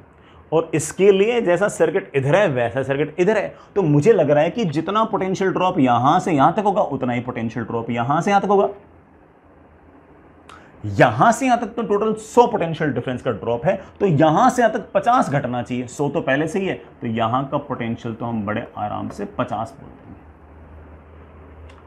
सर यहां का पोटेंशियल कितना होगा और यहां का कितना होगा? बेटा पता नहीं, बिल्कुल बीचों बीच होते तो कुछ बोल देता, बिल्कुल बीचों बीच तो नहीं है। ये 100 वोल्ट के तो नजदीक है और 0 वोल्ट से दूर है, तो मैं नहीं कह सकता कि यहां पर 50 होगा। ये वाला पॉइंट 0 वाले के नजदीक है, 100 वाले से दूर है, पता नहीं कितना होगा। हाँ ये जरूर तय है कि जितना यहां का होगा उतना यहां का होगा, जितना यहां का होगा उतना यहां का होगा। बट फिर भी मैं एक बात बोल सकता हूं, देखो यहां का पोटेंशियल 0 है, यहां से रेजिस्टेंस में करंट के अपोजिट जाऊंगा तो पोटेंशियल बढ़ेगा। कितना बढ़ेगा? I1 into are. बेटा मैंने इस I1 इंटू आर को एक बार के लिए x ले लिया है लेट से, तो इसका मतलब यहां से यहां तक x पोटेंशियल बढ़ेगा। यहां पर तो 0 था, अगर x बढ़ेगा तो यहां का पोटेंशियल हो गया x। हालांकि अगर वहां का अगर x हो गया तो यहां का भी कितना हो जाएगा x। हालांकि जरूरत नहीं इस पॉइंट की, बट फिर भी यहां का पोटेंशियल 100 है। रेजिस्टेंस में करंट की तरफ जाऊंगा तो पोटेंशियल घटेगा। कितना घटेगा? I1R। I1R को तुमने क्या लिख रखा है? x। तो यहां से यहां तक पोटेंशियल घटेगा x। तो यहां से यहां तक अगर x पोटेंशियल घटेगा तो यहां का पोटेंशियल अपने आप आ गया 100 - x। भाई 100 तो पहले था, काश x पता लग जाए, मजा आ जाएगा। सर क्यों? बेटा अगर x पता लग गया ना तो मैं ये वाला करंट भी लिख सकता हूं। ये वाला करंट तो 50 - 0/R है ही। ये वाला करंट होगा x - 0/R। ये वाला करंट होगा x - 0/R। ये वाला करंट होगा 50 - 0/R। This plus this plus this is the net current. और अगर नेट करंट पता है तो R इक्विवेलेंट पता है। तो बस अब सवाल दिमाग में एक है, काश मुझे क्या पता लग जाए? x पता लग जाए। और x पता लगने के लिए कोई सा एक पॉइंट पकड़ो और उस पॉइंट पर KCL लगा दो, काम बन जाएगा। बढ़िया। x - 0/R, x - 100 - x upon R, x - 50/R। सबका sum should be equal to 0। देखना बेटा क्या हो गया? x plus 2x - 100 plus x - 50 is equals to 0। x 2x 3x 4x। बेटा x की वैल्यू आ गई है 75/2 वोल्ट। बेटा x की वैल्यू आ गई है 75/2 वोल्ट। तो सर क्या करूं इससे? बेटा ऐसे तो क्या कर सकते हैं कि तू कह सकता है कि सर यहां से जो नेट करंट निकलेगा या फिर जो नेट करंट एंटर होगा उसकी वैल्यू होगी ये वाला करंट प्लस ये वाला करंट प्लस ये वाला करंट। ये वाला करंट होगा 75/2 माइनस 0 अपॉन आर। ये वाला करंट होगा 50 माइनस 0 अपॉन आर। ये वाला करंट फिर से होगा 75/2 माइनस 0 अपॉन आर। बेटा कितना हो गया 75 एंड 50 बेटा 125 अपॉन आर। ये करंट आ गया। सर मुझे तो आर इक्विवेलेंट निकालना है। 100 वोल्ट की बैटरी से आपने जो करंट ड्रॉ किया है उसकी वैल्यू है 125 अपॉन आर। बेटा आपका बड़े प्यार से आंसर आ गया। बड़ा 25 से कैंसिल हो जाएगा, दैट इज 4R अपॉन 125। ये आपका आंसर है 4R अपॉन 125। क्या बेटा हमने सीधे साधारण तरीके से किया था तब भी वही आंसर आया था? हमने बेटा एक KCL वगैरह का यूज़ किया, ज़्यादा सिस्टमेटिक तरीके से किया, तब भी आपका आंसर बेटा एग्जैक्टली वही है। सर 100 वोल्ट क्यों लिया? मत ले, 1000 ले ले। तूने अगर 1000 लिया होता तो बेटा यही वाला करंट तेरा 1250 अपॉन आर आया होता। करके देख लो, खाली बैठे हो करके देख लो। सर मैं तो इस वोल्टेज को है ना V लेना चाहूँगा। बेटा V ले ले, तो तेरा करंट भी V की टर्म में आ जाएगा, V कैंसिल हो जाएगा, अगेन आपका आंसर सेम आएगा, आपको दिक्कत नहीं आएगी। आई होप बेटा आपको हल्की फुल्की फील आना स्टार्ट हो गई होगी। ये सारे के सारे एग्जाम्पल आपको बार बार रिपीट करने हैं, तब भी जाके आपकी बात बनेगी। समझ गए होंगे? आगे चलते हैं। चलिए बच्चों आगे चलते हैं। बेटा हम अपनी इक्विवेलेंट रेजिस्टेंस, खास तौर से सिमेट्रिक सिस्टम में किस तरह से इक्विवेलेंट रेजिस्टेंस निकालते हैं, इस बात को अपन और आगे बढ़ाते हैं। अब हम थोड़े से बेटा टफर सवाल करेंगे, ठीक है, और इन सवालों को करने के लिए बेटा बहुत अच्छा खासा समय अपन को लगाना पड़ेगा। अगेन इस तरह के सवाल आप सिर्फ और सिर्फ जेईई एडवांस्ड और ओलंपियाड वगैरह में ही अज्यूम कर सकते हो कि उसी में आ सकते हैं। जेईई मेन वगैरह में इस तरह के सवाल नहीं आएंगे। बट इन सवालों को करने के लिए जो हम KCL KVL यूज़ कर रहे हैं या फिर जो सिमेट्री हम यूज़ कर रहे हैं, वो सिमेट्री ऑफ कोर्स बेटा कभी न कभी किसी न किसी रूप में हमारे कभी न कभी काम आ सकती है। तो चीज़ें सीखने लायक बहुत सारी हैं। सवाल हो सकता है कि उतना ज़्यादा रिलेवेंट ना हो जेईई मेन के हिसाब से, लेकिन जो चीज़ें हम सीखते हैं वो तो ऑफ कोर्स बेटा हमेशा काम आती है। तो मेरा एम आंसर लाना बिल्कुल नहीं है। मेरा एम यहाँ पर सिर्फ और सिर्फ आपको कुछ बातें सिखाना है। वो अगर मैंने सिखा ली तो मेरा काम तो बन जाएगा। बेटा हमारे पास 12 तार हैं, 12 आइडेंटिकल वायर्स हैं, हर एक का रेजिस्टेंस R है। सर 12 तार कौन से हैं? A से B तक, B से C तक, C से D तक, D से A तक। 4 तो ऊपर हो गए। E से F तक, F से G तक, G से H तक, H से E तक। 4 ऊपर हो गए। G से B तक, H से C तक, F से A तक और E से D तक। ये 4 इस तरह से वर्टिकल हो गए। तो कुल मिलाकर 12 तार है और हर तार का रेजिस्टेंस R है। बड़ा ये तार है, सबका रेजिस्टेंस, इसका R है, इसका R है, इसमें दिखाई नहीं है लेकिन सबका रेजिस्टेंस R है। मैं सवाल में आपसे ये पूछ रहा हूँ कि पॉइंट A और पॉइंट H, ये जो डायगनली अपोजिट पॉइंट्स हैं A और H, ये दोनों बेटा पॉइंट्स कैसे हैं? Diagonally opposite. These are diagonally opposite points। इन दोनों पॉइंट्स के अक्रॉस R इक्विवेलेंट कितना आएगा, इक्विवेलेंट रेजिस्टेंस कितना आएगा, ये हमारा सवाल है। अभी करते हैं बेटा, बड़े आराम से करते हैं। सुनिएगा, मुझे A और H के बीच में अगर इक्विवेलेंट रेजिस्टेंस निकालना है तो बेटा एक काम कीजिए, A को किसी बैटरी के हायर पोटेंशियल से जोड़ दीजिए और H को लोअर पोटेंशियल से जोड़ दीजिए। मान लीजिए कि इस V वोल्ट की बैटरी से इस सारे के सारे अरेंजमेंट ने I करंट खाया। यहाँ से अगर I करंट आएगा तो बड़ा यहीं से I करंट बाहर निकल जाएगा ऐसे। अब जैसे ही I करंट निकला, अब इसके पास जाने के 3 रास्ते हैं, पहला, दूसरा और तीसरा। मजे की बात यह है कि चाहे ये वाला रास्ता हो, चाहे ये वाला रास्ता हो, चाहे ये वाला रास्ता हो, ये तीनों ही रास्ते जो हैं ये A पॉइंट और H पॉइंट, मतलब A पॉइंट और H पॉइंट दोनों पॉइंट के वर्ड सिमेट्रिक हैं। जैसे सुनना इस बात को, A पॉइंट के लिए ये वाला रास्ता, ये वाला रास्ता और ये वाला रास्ता एक जैसा है।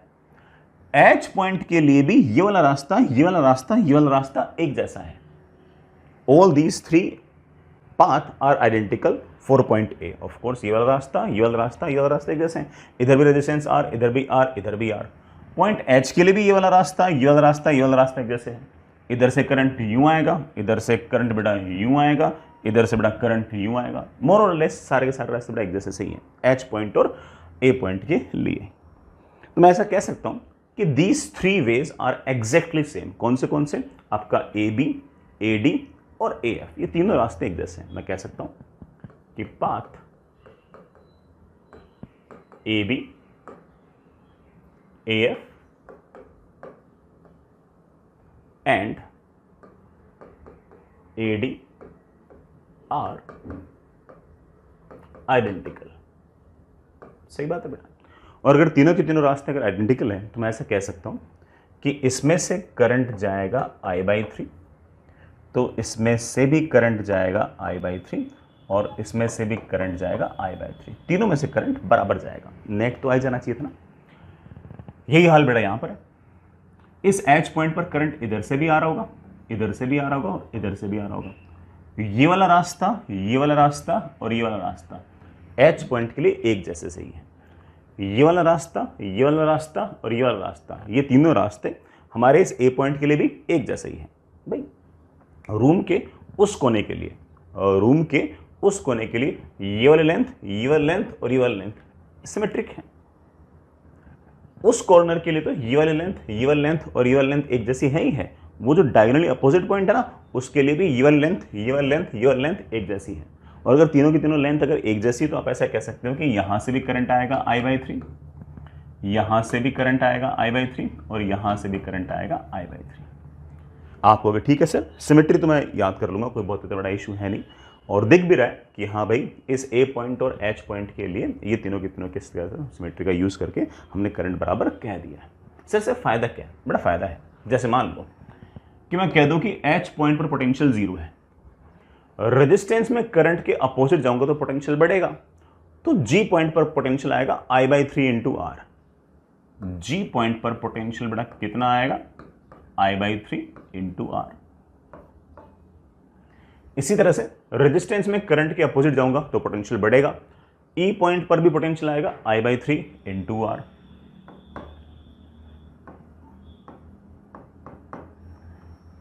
इसी तरह से इस वायर के अंदर करंट के अपोजिट जाओगे तो पोटेंशियल बढ़ेगा, इस सी पॉइंट पर भी पोटेंशियल आएगा I/3 इंटू आर। इंपॉर्टेंट चीज ये है कि ई पॉइंट पर, सी पॉइंट पर और जी पॉइंट पर पोटेंशियल सेम है। इंपॉर्टेंट चीज ये है। इसी तरह से अगर मैं कहूं कि ए पॉइंट पर पोटेंशियल V है, तो रेजिस्टेंस में करंट की तरफ जाएंगे तो पोटेंशियल घटेगा।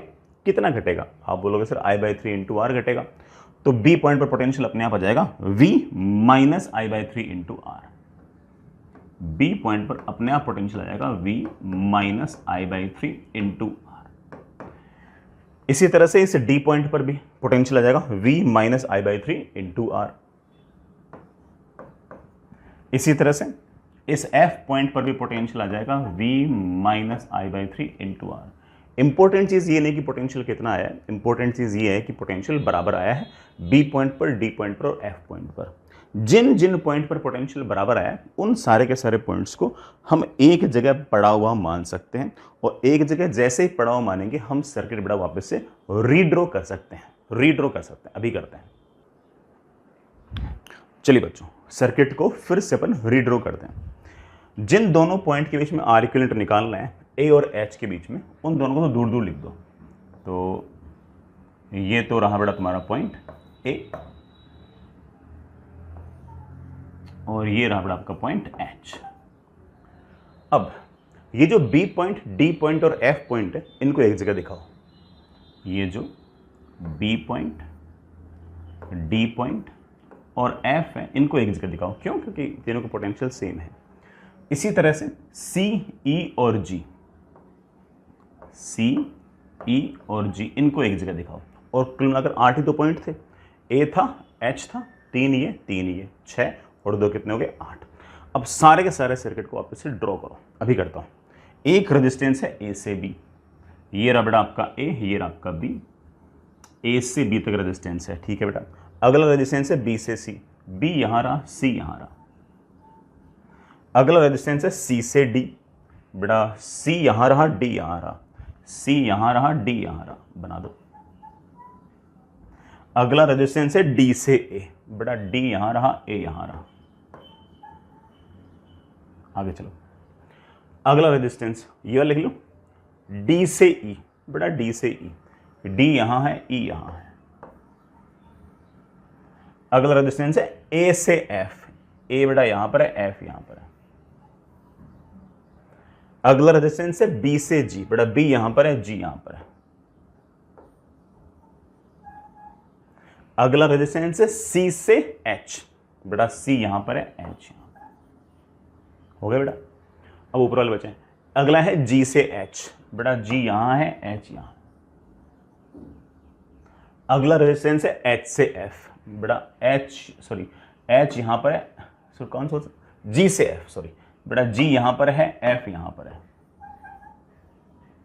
अगला रेजिस्टेंस है एफ से ई, बेटा एफ यहां पर है, ई यहां पर है। और ये लास्ट वाला रेजिस्टेंस है ई से एच, बेटा ई यहां पर है, एच यहां पर है। लो बेटा, मुझे ए से एच तक इक्विवेलेंट रेजिस्टेंस निकालना है और मुझे लगता है कि सारा का सारा सीरीज पैरेलल के अंदर कन्वर्ट हो गया है। देखो आर आर आर पैरेलल में कितना हो जाएगा, R/3। R R R R R R 6 wire है पैरेलल में, इन सब का कितना हो जाएगा बेटा, R/6। चलते जाओ बेटा।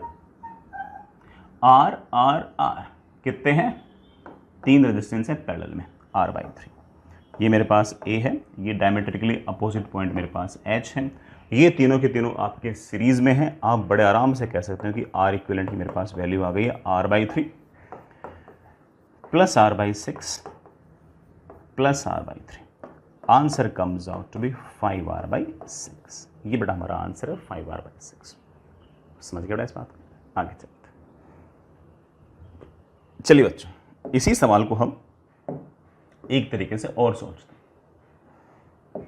इसी सवाल को, इसी सिचुएशन को हम एक तरीके से और सोचते हैं, दिमाग लगाते हैं। सुनना बेटा, मैं क्या करता हूं, मुझे ए पॉइंट और एच पॉइंट के बीच में पोटेंशियल करंट निकालना है, आर इक्विवेलेंट निकालना है। तो मैं इसको ऐसे किसी बैटरी से कनेक्ट कर देता हूं। ऐसी बैटरी से, लेट से बेटा जिसका पोटेंशियल है 100 वोल्ट। इस 100 वोल्ट की बैटरी से मान लीजिए कि इसने आई करंट खाया, मान लीजिए आई करंट खाया, तो मैं जानता हूं कि इस पूरे के पूरे सर्किट का जो आर इक्विवेलेंट होगा that will be obviously 100 volt upon I. अब सवाल में एम क्या है, आई निकालना एम है। जो आई यहां पर एंटर करेगा मेरे बच्चे, वही आई यहां से एग्जिट करेगा। बाकी बेटा तुम जानते ही हो कि इस पॉइंट की अबाउट ये वाला लेंथ एक जैसी है, रेजिस्टेंस भी सेम है, बाकी सारी चीजें सेम है। तो इधर से करंट, इधर से करंट, इधर से करंट बराबर जाएगा। ये वाला करंट भी I/3 जाएगा, ये वाला करंट भी I/3 जाएगा और ये वाला करंट भी I/3 जाएगा। जब यहाँ पर करंट निकल रहा होगा तब भी मोर और लेस बेटा ये कहानी है। ये वाली लेंथ और ये वाली लेंथ सिमेट्रिक है, तो आप कह सकते हो कि ये वाला करंट I/3 है, तो ये वाला करंट भी I/3 है, तो ये वाला करंट भी I/3। मुझे आई निकालना है। अब सुनना बेटा इस बात को आराम से। लेट्स से कि यहां का पोटेंशियल 0 है, रेजिस्टेंस में करंट के अपोजिट जाओगे तो पोटेंशियल बढ़ेगा। कितना बढ़ेगा, I/3 इंटू आर। मैं एक काम कर रहा हूं बेटा, I/3 इंटू आर को एक बार के लिए x लिख रहा हूं, तो मैं बड़े आराम से कह सकता हूं कि इस पॉइंट पर पोटेंशियल आ गया x। रेजिस्टेंस में करंट के अपोजिट जाऊंगा तो पोटेंशियल बढ़ेगा। कितना बढ़ेगा, I/3 इंटू आर। तो इस पॉइंट पर बड़े आराम से मैं पोटेंशियल लिख सकता हूं x। रेजिस्टेंस में करंट के अपोजिट जाऊंगा तो पोटेंशियल बढ़ेगा। कितना, x। I/3 into R, I/3 into R कितना है, x। तो इस पॉइंट पर पोटेंशियल कितना आ गया, x। Fair enough. यहां का पोटेंशियल 0 है, 0 है, 0 है, तो यहां का 100 है, 100 है, यहां का पोटेंशियल 100 है। रेजिस्टेंस में करंट की तरफ जाऊंगा तो पोटेंशियल घटेगा। कितना घटेगा, I/3 into R. I/3 into R कितना है, x। तो अगर यहां का 100 है तो यहां का अपने आप आ जाएगा 100 माइनस x। इसमें अगर करंट की तरफ जाऊंगा तो पोटेंशियल घटेगा। कितना घटेगा, I/3 इंटू आर, बड़ा वो कितना हो गया, x। 100 पहले था, 100/3 में से x गया, 100 माइनस x।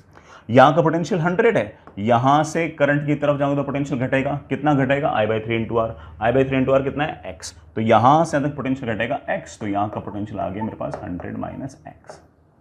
सर आप भी किन बातों में लग गए, हमें तो करंट चाहिए था। बेटा अगर तेरे को ये वाला करंट चाहिए तो तुझे ये वाला करंट चाहिए, ये वाला करंट चाहिए, ये वाला करंट चाहिए। ये वाला करंट जानने के लिए तेरे को x जानना जरूरी है कि x कितना है। अगर x पता लग गया तो हमारा सारा का सारा सवाल बन जाएगा। तो अब मेरे मन में एम है कि काश मुझे x पता लग जाए। x पता करना है तो किसी भी एक पॉइंट को पकड़ो, अरे प्यारे बच्चों, किसी भी एक पॉइंट को पकड़ो और उस पॉइंट पर लगा दो KCL, मजा आ जाएगा। देखो x minus 0 upon r, x minus 100 minus x, x minus 100 minus x upon r, x minus 100 minus x upon r, तीनों का सम should be equal to 0।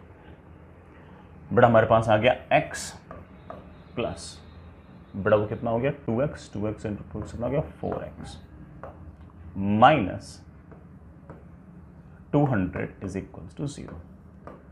5x is equals to 200, बड़ा x की मेरे पास वैल्यू आ गई 40 वोल्ट।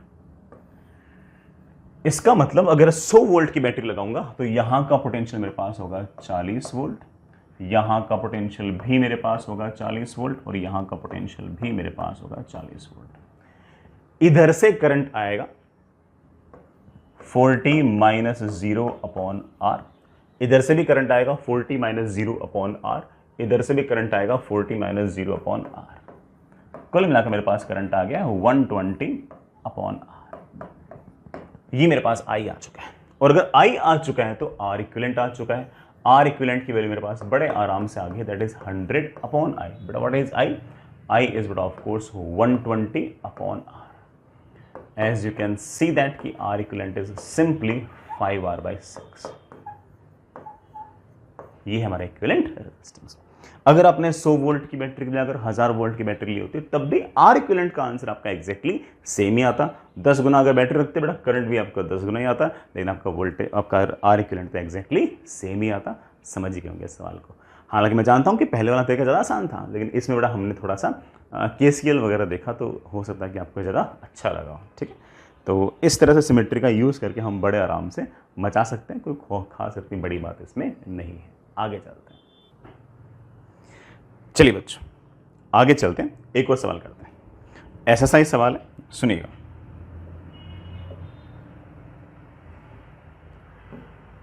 सिस्टम बेटा बिल्कुल पहले जैसा सही है। आपके पास 12 वायर हैं, सारे के सारे वायर जो है वो आइडेंटिकल है। दीज आर 12 आइडेंटिकल वायर्स और ईच हैज रेजिस्टेंस R। इस बार आपको R इक्विवेलेंट निकालना है A से C के बीच, बॉडी डायगोनल्स के बीच नहीं बेटा, ये फेस डायगोनल्स के बीच। ठीक है, find R equivalent between A and C। बेटा A and C are known as face diagonals. ये बेटा शब्द आपने हो सकता है कभी न कभी केमिस्ट्री वगैरह में पढ़े हो, फेस डायगोनल। चलिए बच्चों ऐसा ही एक सवाल और देखते हैं। सवाल मैंने लिख भी रखा है।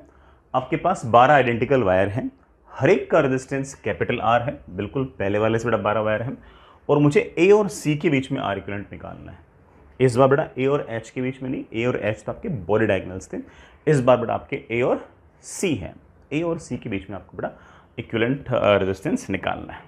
चलिए बच्चों निकालते हैं। मैं फिर से बोल दूँ बेटा 12 तार कौन से हैं? तार 4 तो नीचे हैं, AB BC CD DA, 4 ऊपर बेटा EF FG GH HE, 4 vertical हैं, A से F D से E B से G और C से H। इस तरह से कुल मेरे पास 8 तो सिर्फ 4 नीचे 4 ऊपर 4 ऐसे वर्टिकल 12 वायर है। मुझे A पॉइंट और C पॉइंट के बीच में R इक्विवेलेंट निकालना है। बट मैंने इन दोनों को किसी बैटरी से इस तरह से कनेक्ट कर दिया। चलिए बच्चों निकालते हैं, हो जाएगा।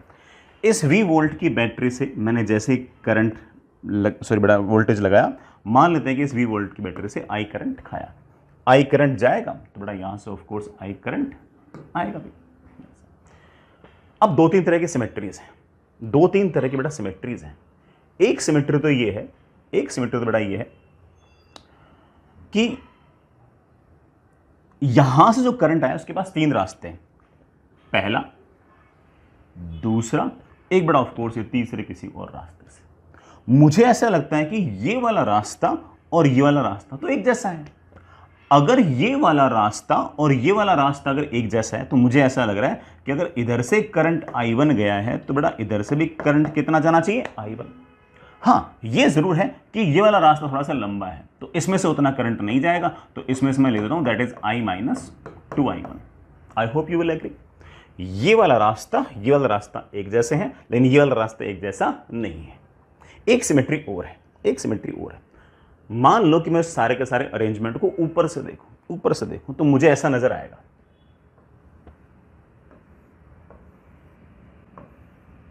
मुझे ऊपर से देखने पर ऐसा नजर आएगा कि ये रहा A, ये रहा B, ये रहा C और ये रहा D। अब वैसे A के ऊपर बेटा आपका F है, B के ऊपर बेटा आपका कौन है, G है, और C के ऊपर बेटा आपका H है, और D के ऊपर आपका EB है। उनको मैं एक बार दिखा दे रहा है, ठीक है। इस A पॉइंट से करंट एंटर हो रहा है और C पॉइंट से करंट एग्जिट हो रहा है, ठीक है बेटा।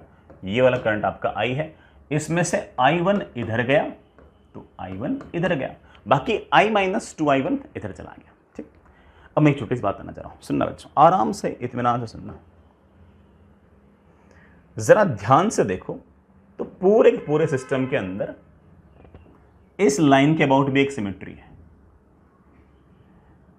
जैसा इसके लेफ्ट में है वैसा ही इसके राइट में है। यहां R, आराम से देखो ना इस बात को तुम, बेटा इस बात को तुम आराम से देखो कि बेटा इस लाइन, यहां पर अगर मैं एक मिरर लगा दूंगा तो यहां पर R, तो यहां पर R, यहां पर R, तो यहां पर R, यहां पर एक वायर तो यहां पर एक वायर, वो तुम्हें दिखाई नहीं बेटा, ठीक, समझ गए इस बात बेटा। यहां पर एक वायर तो यहां पर एक वायर, यहां पर एक वायर तो बेटा यहां पर एक वायर, वो 4 बाहर भी तो है, ठीक। सारी बेटा कहानी बिल्कुल एक जैसी, सारी कहानी बिल्कुल जैसी। तो सर इससे कहना क्या चाहते हो बेटा, मैं सही कहना चाहता हूं जो मैंने पहले भी कहा था कि अगर इस लाइन के अबाउट अगर सिमेट्री है और अगर ये वाला I1 है तो बेटा ये वाला करंट भी क्या होना चाहिए, I1। अगर ये वाला करंट I1 है तो मेरे प्यारे बच्चों ये वाला करंट भी क्या होना चाहिए, I1। तो मैं यहां सिर्फ और सिर्फ ये कहना चाह रहा हूं कि यहां पर अगर करंट I1 तो बेटा ये वाला करंट भी I1, यहां पर अगर I1 तो यहां पर भी I1। D से C तक भी I1 होना चाहिए और B से C तक भी I1। आई रियली होप बेटा दोनों सिमेट्री समझ में आ गया आपको। ये वाले साइड और ये वाले साइड एक जैसी थी, इसलिए मैंने I1 बोल दिया। फिर मैंने बोल दिया कि पूरा का पूरा जो क्यूब है वो इस लाइन के अबाउट सिमेट्रिक है, तो जैसे करंट यू जाएगा वैसे करंट यू जाएगा, जैसे करंट यू जाएगा वैसे करंट यू जाएगा, सारा रेजिस्टेंस सेम हिसाब से सब कुछ आइडेंटिकल है। हमने सिमेट्रिक का यूज करके थोड़ी सी तो मचा दी बेटा इस बार। अब कर लेंगे यार, अब तो हो जाएगा। सर हो कैसे जाएगा बेटा, हो ऐसे जाएगा कि जब मैंने कहा कि इसमें करंट I1 और इसमें भी करंट I1, इसका मतलब इस वाले तार का तो कोई कंट्रीब्यूशन नहीं है। इसका मतलब ये जो DE लगा रखा है, ये जो DE वायर है, इसमें तो किसी प्रकार का कोई करंट नहीं है, कोई करंट नहीं है इसमें तो। इसी तरह से अगर यहां पर करंट I1 है और यहां पर करंट I1 है, इसका मतलब ये वाला तार तो कोई करंट लेकर आया नहीं है। इसका मतलब अपना जो BG है वायर, उसमें भी करंट नहीं है। अरे भाई अगर इस तार में और इस तार में किसी प्रकार का कोई करंट नहीं है तो हटाओ उनको, कोई यूज नहीं उनका, कोई यूज ही नहीं उनका। चलो बच्चों मैं अगले पेज पर हटा देता हूं, मैं इनको अगले पेज पर हटा देता हूं। सुनना बेटा, हाँ बेटा मुझे वापस से ड्रॉ करना पड़ेगा।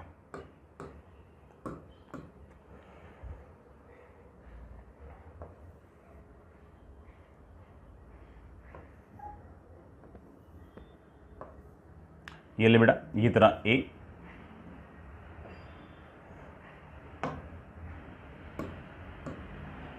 ये तरह A, ये बेटा B, ये C, ये D।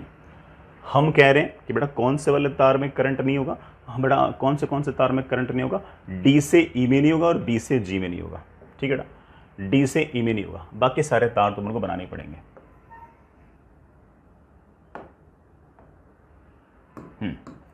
ये वाला तार बनाना पड़ेगा, बना देंगे। ये वाला तार भी बनाना पड़ेगा, बना देंगे। ये वाला तार भी बनाना पड़ेगा, बना देंगे। ये वाला तार भी बनाना पड़ेगा, बना देंगे। ये वाला तार भी बनाना पड़ेगा, बना देंगे। B से G में बेटा कोई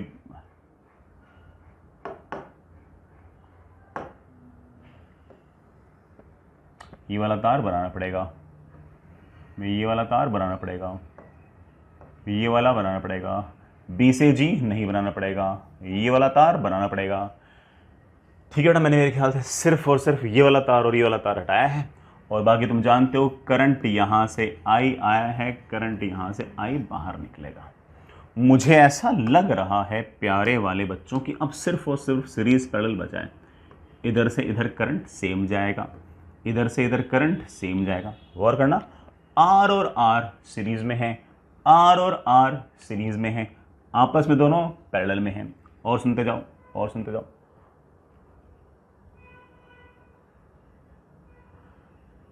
यहां से करंट यूं आया, यहां से करंट यूं आया। बेटा यहां से जो करंट गया था उसके दो रास्ते बने, यहां से करंट यूं जाएगा, यहां से करंट यूं जाएगा।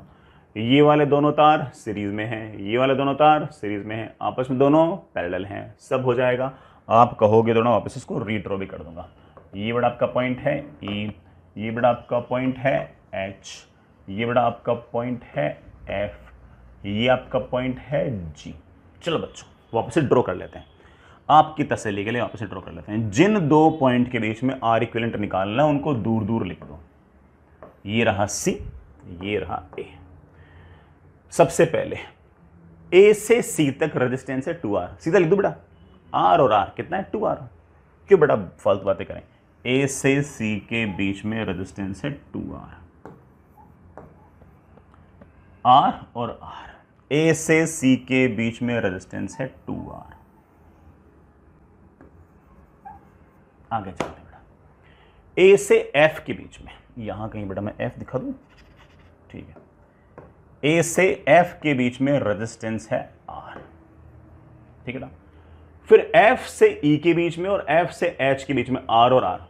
सीधा बेटा एफ से एच के बीच में 2R दिखा दूं, ठीक है। तो एक ही बात, एफ से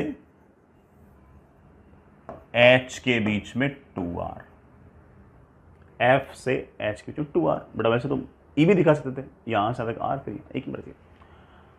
आगे चलते हैं बेटा। फिर एच से सी के बीच में, एच से सी के बीच में फिर से आर। ले बेटा ये भी हो गया। आगे चलते हैं बेटा। इस एफ से जी तक आर है, फिर जी से एच तक आर है। इससे अच्छा सीधा बोल दो कि एफ से एच तक 2R है, एफ से एच तक एक 2R और हो गया। मेरे ख्याल से तो सारे हो गए बेटा, सारे हो गए। ये वाला 2R डन है, ये वाला 2R डन है, ये वाला 2R भी डन है, ये वाला 2R भी डन है, ठीक है बेटा। 2R 2R 2R 2R, चार तो बेटा कितना हो गया 2R। 2R भी हैं बेटा, कौन से कौन से, एक है ए से एफ तक, ए से एफ तक आर डन है, एच से सी तक, एच से सी तक आर भी डन है। हो गया बेटा, सारे हो गए, सारे हो गए, सारे हो गए। फिर से काउंट करना चाहिए, फिर से काउंट कर लो।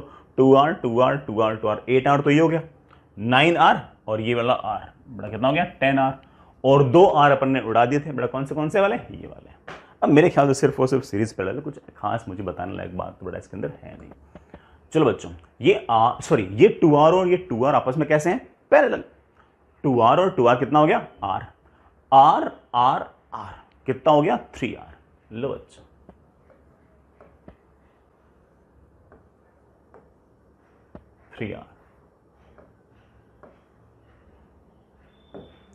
ए और बी के बीच में पहले से कितना है 2R, पहले से कितना है 2R। लो बच्चों, ये आपका ए, ये बड़ा आपका बी, ये तीनों आपस में कैसे हैं पैरेलल। मैं बड़ा आराम से कह सकता हूं कि 1/R equivalent is equals to 1/2R plus 1/2R plus 1/3R। 6R तो बड़ा मेरे ख्याल से एलसीएम आ गया, यहां पर आ गया 3 + 3 + 2। हम बेटा मेरे पास R इक्विवेलेंट की वैल्यू कितनी आ गई है 6R/8 बेटा, that comes out to be 3R/4। इस पूरे के पूरे सिस्टम का R इक्विवेलेंट मेरे पास आ गया 3R/4। बढ़िया सवाल था, हमने बड़े इत्मीनान से बड़े प्यार से सवाल किया है। सवाल तो ऑफकोर्स बड़ा टफ ही था, लेकिन आई होप समझ गए होंगे, खासतौर से सिमेट्री समझ गए होंगे, फिर तो कुछ बचा ही नहीं।